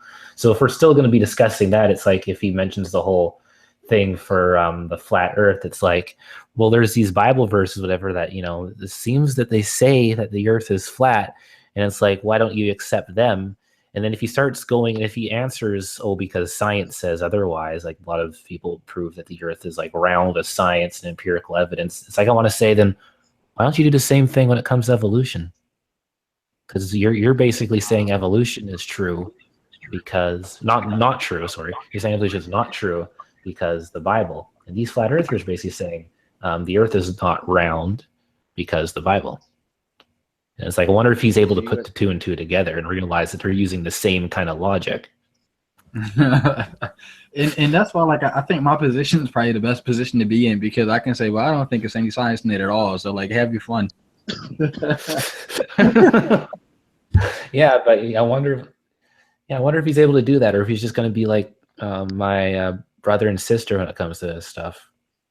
It's like, they just can't, like, they can't put the two and two together. Like one of the ideas just seems way too ridiculous, despite the fact that if you read the Bible, then that's what it kind of looks like, doesn't it? and you know, it's funny, like, for a long time, the Christians on the other side of the fence always ridiculed General and myself and Fiona and Jay because, like, we accept the science and we're able to cut through it and understand, like, the Bible, the science, the science. And now G-Man was finally on the other side of the fence. Yes, like, yeah. We felt how we feel when they ridicule us about stuff. Yeah, because even he was saying that, and there's a possibility that, maybe G-Man's right, that those verses are not being interpreted properly or whatnot. And isn't that funny how that's the same side that people like you in general that end up playing when they want to interpret the verses one way? Then you guys say, well, no, it's supposed to be looked at this way.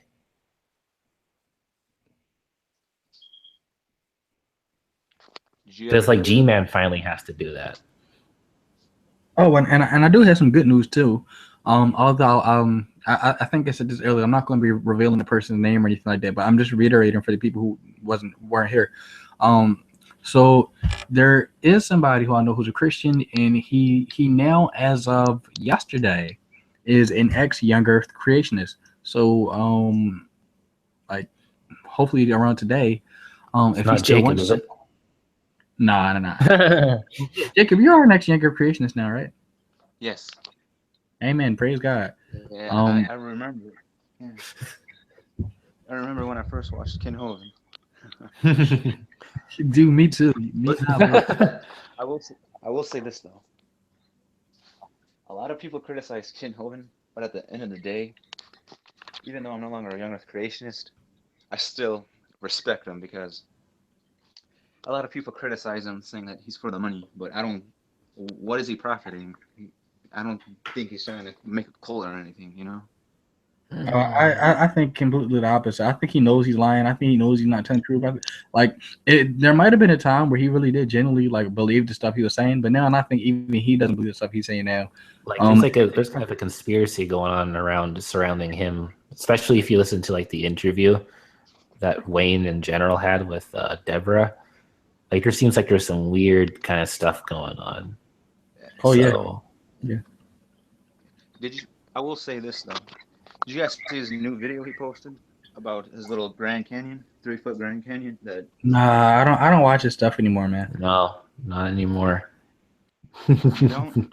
Here's the thing, I didn't find out about him until I already wasn't believing in Young Earth creationism, so I was kind of just on the skeptic side with all that. It's like, look at all the stupid stuff he believes. And then later on you find out, well, who knows? Maybe Wayne's right. Maybe he actually doesn't believe any of it. And it is just trying to be like a cult-like mentality.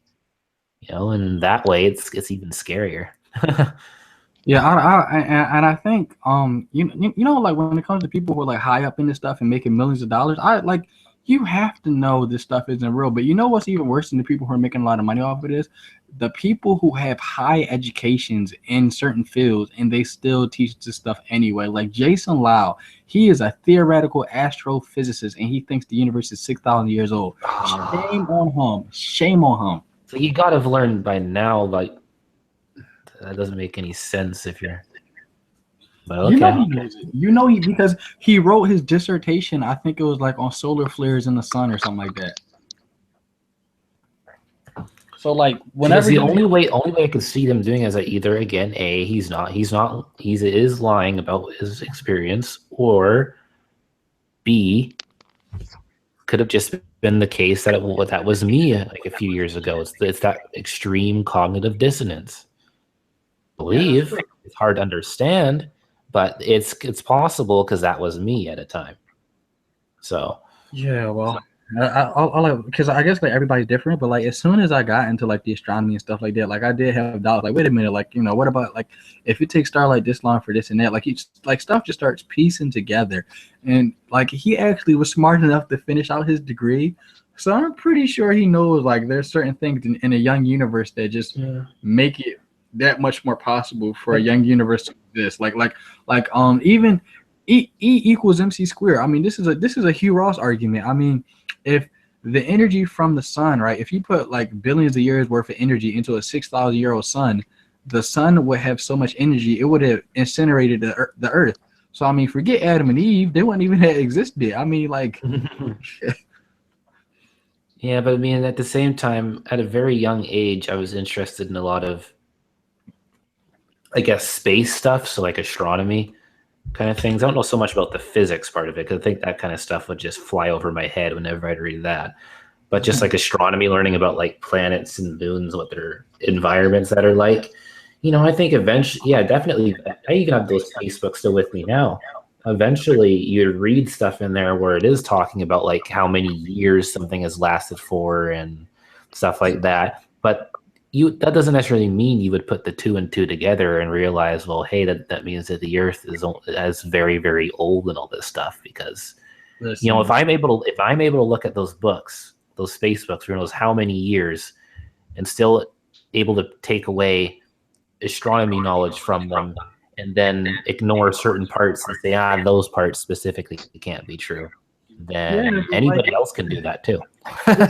Yeah, I guess it's true, but for me, it was so like it was different because like even like as I was looking into like all right, like particularly evolution, right? Like when I was an old earther, and this is like the reason why I don't delete any of my old videos. You can go back and you can look at my older videos and you can see the stuff for yourself. Where one of the last times I did have Kent Hovind on my channel, I had brought up to him that I said, because at that time I was an old Earth creationist, and I said, Kent, you aren't using micro and macro evolution in the same sense that like universities like Berkeley and these different secular universities are using the term. That's not how the term is used. You're actually like the term you're using, it doesn't exist because scientists all have to agree on the same definitions, and your definition is one that you made up. And like there isn't like a consistent definition when it comes to creationists on what evolution is. But I can go to these secular universities and papers and I can find a cohesive definition that we all agree on. And I was an older creationist at the time. And so one of the first things I noticed is they're not using the right definition. And like even something like that is troubling because like when you get into like the astrophysics and the astronomy of it and stuff like that, it makes you wonder. Like I know they have a right understanding of it, but I guess, I guess like their definitions and everything else could be flawed too in astronomy. Like Big Bang cosmology. Yeah, when I was reading Big Bang back in the day, I didn't buy like any of it, pretty much. Yeah, but I still found the theory like very interesting because I was interested in science and stuff. And it's like I was able, even to this day, there are certain beliefs in that I can find very interesting. I find it kind of fun to entertain the idea. But if you actually ask me if I believe the philosophies, I'd say no. Yeah, there you go. All right, so I have the words that I'm trying to spit out. When these people with high degrees in the field who are like younger creationists or pseudoscientists, they misrepresent the actual science and teach people disinformation. That's the problem because they know how the actual science works. Or at least they should know how it works. So somebody like Jason Lau going in front of a Christian audience and saying something like, oh yeah, like these people believe that the universe, like came from, I don't know, a ball of whatever, like how they just make up stuff. And then like people laugh and they're like, oh, I can't believe they really believe that stuff. But like, no, they don't.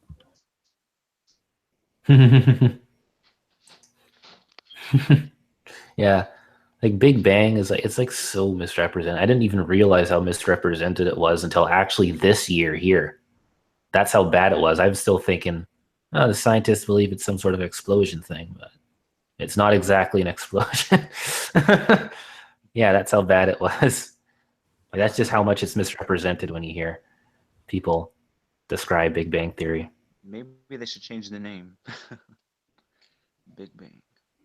Maybe. Yeah. Because I didn't really get grasp that it was just things expanding from a central point until this exact year or whatnot. They should call it expansion theory or something like that. Something like that, yeah. Because Big Bang, yeah, it does make you think it's like a literal explosion or something. And then if you do think about things that way, then it doesn't make too much sense. Like, yeah, where does the explosion come from? Right, and also too, what's funny is you notice how creationists don't even go into the history of the Big Bang. Like I know Kent Hovind, he goes like, oh my gosh, this is how much of a salesman he is. He like glances over the history of the Big Bang, and he's like, yeah, the Big Bang was made by this guy, George Lemaitre. And I'm like, yeah, you forgot to mention that he was a Catholic priest, and he went against the scientific paradigm of his time because the atheists at the time. Like they thought his theory was crap. They thought it came from his religion. And so like you're actually crapping on the Christian scientists who gave us the fruits of science we have today because you're just like glossing over this for like younger creationism. And making him roll in his grave, as they say. Yes, and like it just like really like makes me pissed because like a lot of the fruits that we have from science today came from God-fearing Christian men, and then you got these younger creationists like, oh yeah, like this person was of the devil. This person was like, why? Because they didn't believe in the 6,000-year-old Earth. Oh, okay. This person was evil and blah blah blah. Like, yeah, I think these people genuinely do know they are not telling the truth. Like there is not a bone in my body that does not believe that Kent Hovind doesn't know. Like he has to know. Like at this point, it'd be very intellectually dishonest of him if he doesn't know. Like he's honestly not paying attention to any of the people that he's debating. He doesn't go back and look up their points so he can make a better argument next time. If he does believe, he's just concerned about recycling the same script over and over again because he realizes that's pretty much all he needs to do, even if he does think it's true. It's like, oh, those guys don't know what they're talking about, just dismissing pretty much everything that they say. Right. And that's just giving him the benefit of the doubt if he actually, if in theory he actually still does believe what he teaches. But, I'm kind of with you on that one where he might not actually believe that stuff. Well, like Theodore, he said like Kent Hovind has like a what's the word I'm looking for? Like he's not selfish. He very narcissistic, and he doesn't like to listen to people and stuff like that. And so like it could be a case that he's so full of himself that he doesn't see it. Yeah, when I had my old channel and I interviewed him, it's basically the same script that he uses for all these different places that he goes to. Yeah, like the same script, bro. Notice all the way down to the same exact jokes. Like it's creepy. I noticed that. I was like, "Are you reading off of something?" Or is this just memorized? Like, this is almost like what some comedians do when they recycle certain things from their other routines. Their different. For depending on which audience that they're performing for and all that. He's a real good public speaker. It's really clever. It's like, shoot. I mean, I understand. Here's the thing. Even if, giving him the benefit of the doubt, let's say he does still believe in the whole young Earth creationism stuff, which it's getting really, really hard to buy that. But if we're giving the benefit of the doubt, it's like, why do you need a script? It's like, shouldn't you know this? Like, isn't this stuff like so ingrained into your brain or whatnot that you should be able to, defend it without saying the same things over and over again? Because when it comes to stuff that I believe, or even stuff that I don't believe or whatnot, it's like I usually try to formulate it in my head in such a way that I won't need to say the exact same thing twice. Like when I'm describing the same thing to different people, it's like I'm not saying the exact same things. Yeah. It just seems very suspect, and it seems kind of cheap in a way.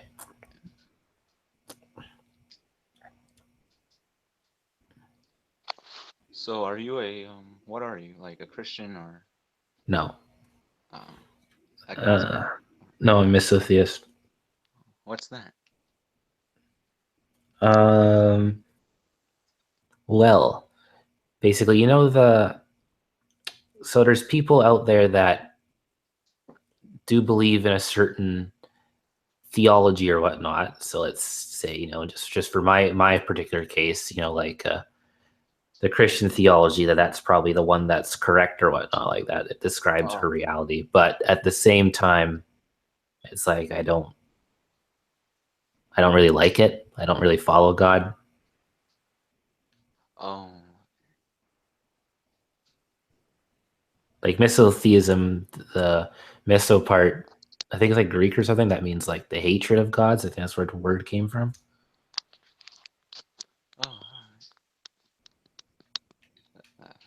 I never heard of that until now.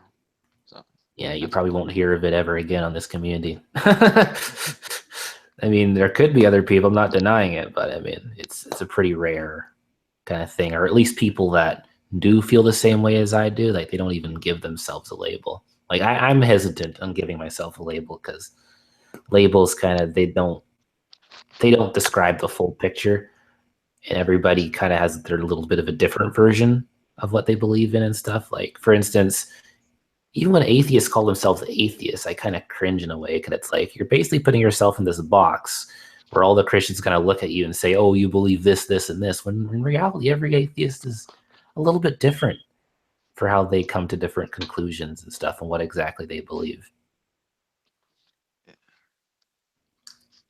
It's the same thing with misotheism. So, and I think it's, yeah, that's why I don't necessarily like the whole labels thing.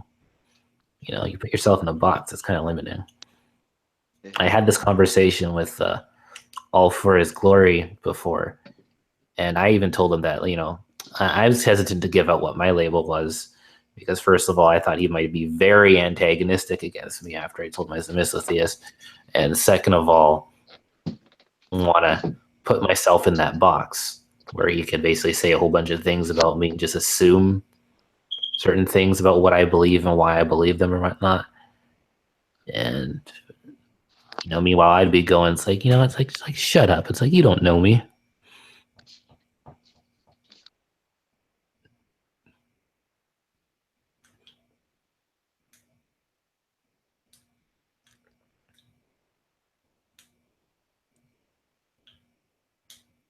Yeah, I think Wayne's checking on his cookies right now. Hopefully they're not burnt.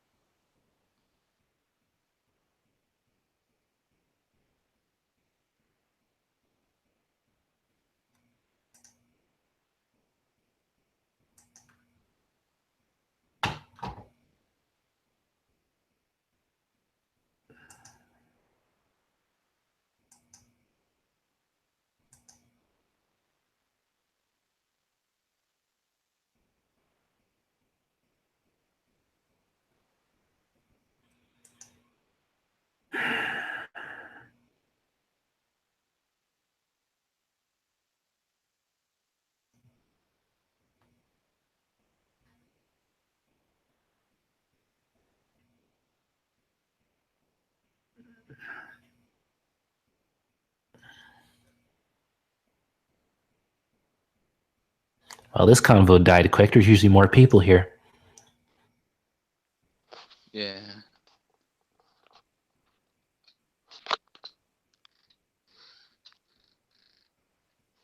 Hopefully the cookies are okay. Yeah. Otherwise, never mind making brownies. Maybe he's making Bernies.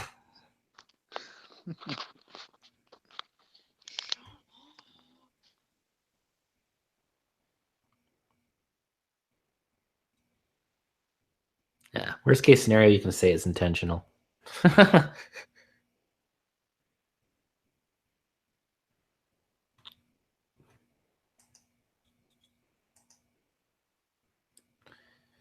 Just feel like, yeah, that's what they're supposed to taste like. It's an acquired taste.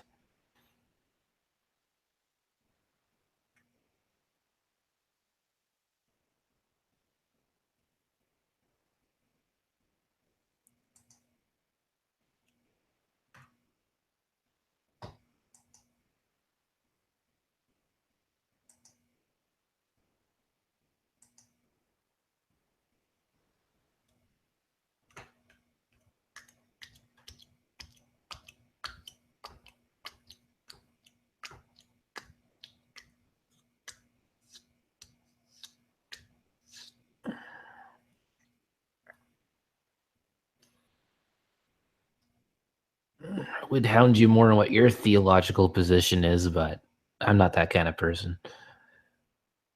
It's not the hugest deal to me. I know that's kind of what this whole community is kind of based around, but in a lot of ways, it's more interesting to get to know some of these people as like actual people.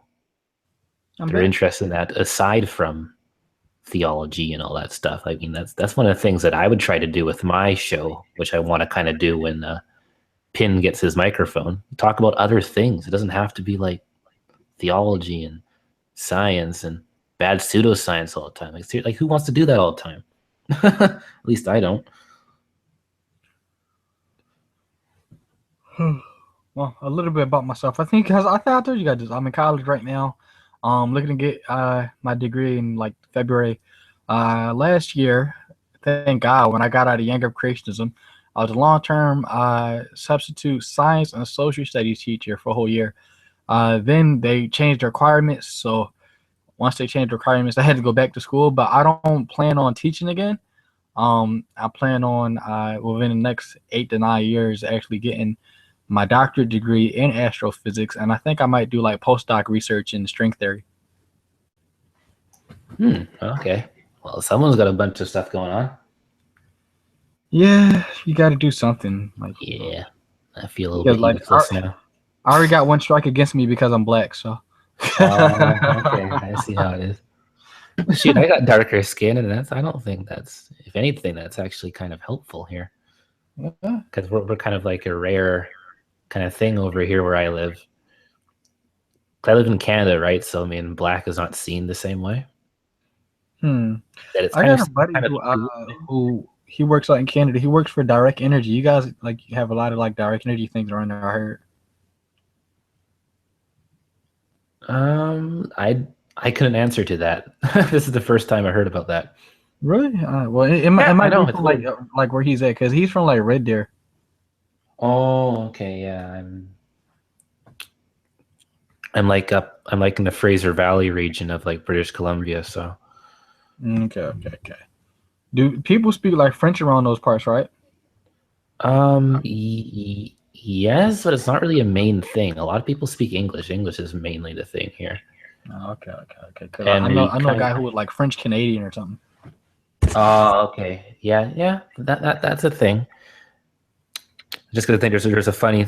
I was about to say that one of the ways you can tell that the British Columbia people from the Ontario people. I'm not sure how true it is, but I mean, when we speak, we tend to speak a lot quicker than the Ontario people do. I thought you were about to say something like they had messed up teeth or something like that, because that's a common thing about British people that people make fun of, I guess. Which I'm not going to say it's true or not. I don't know, but that is a microaggression.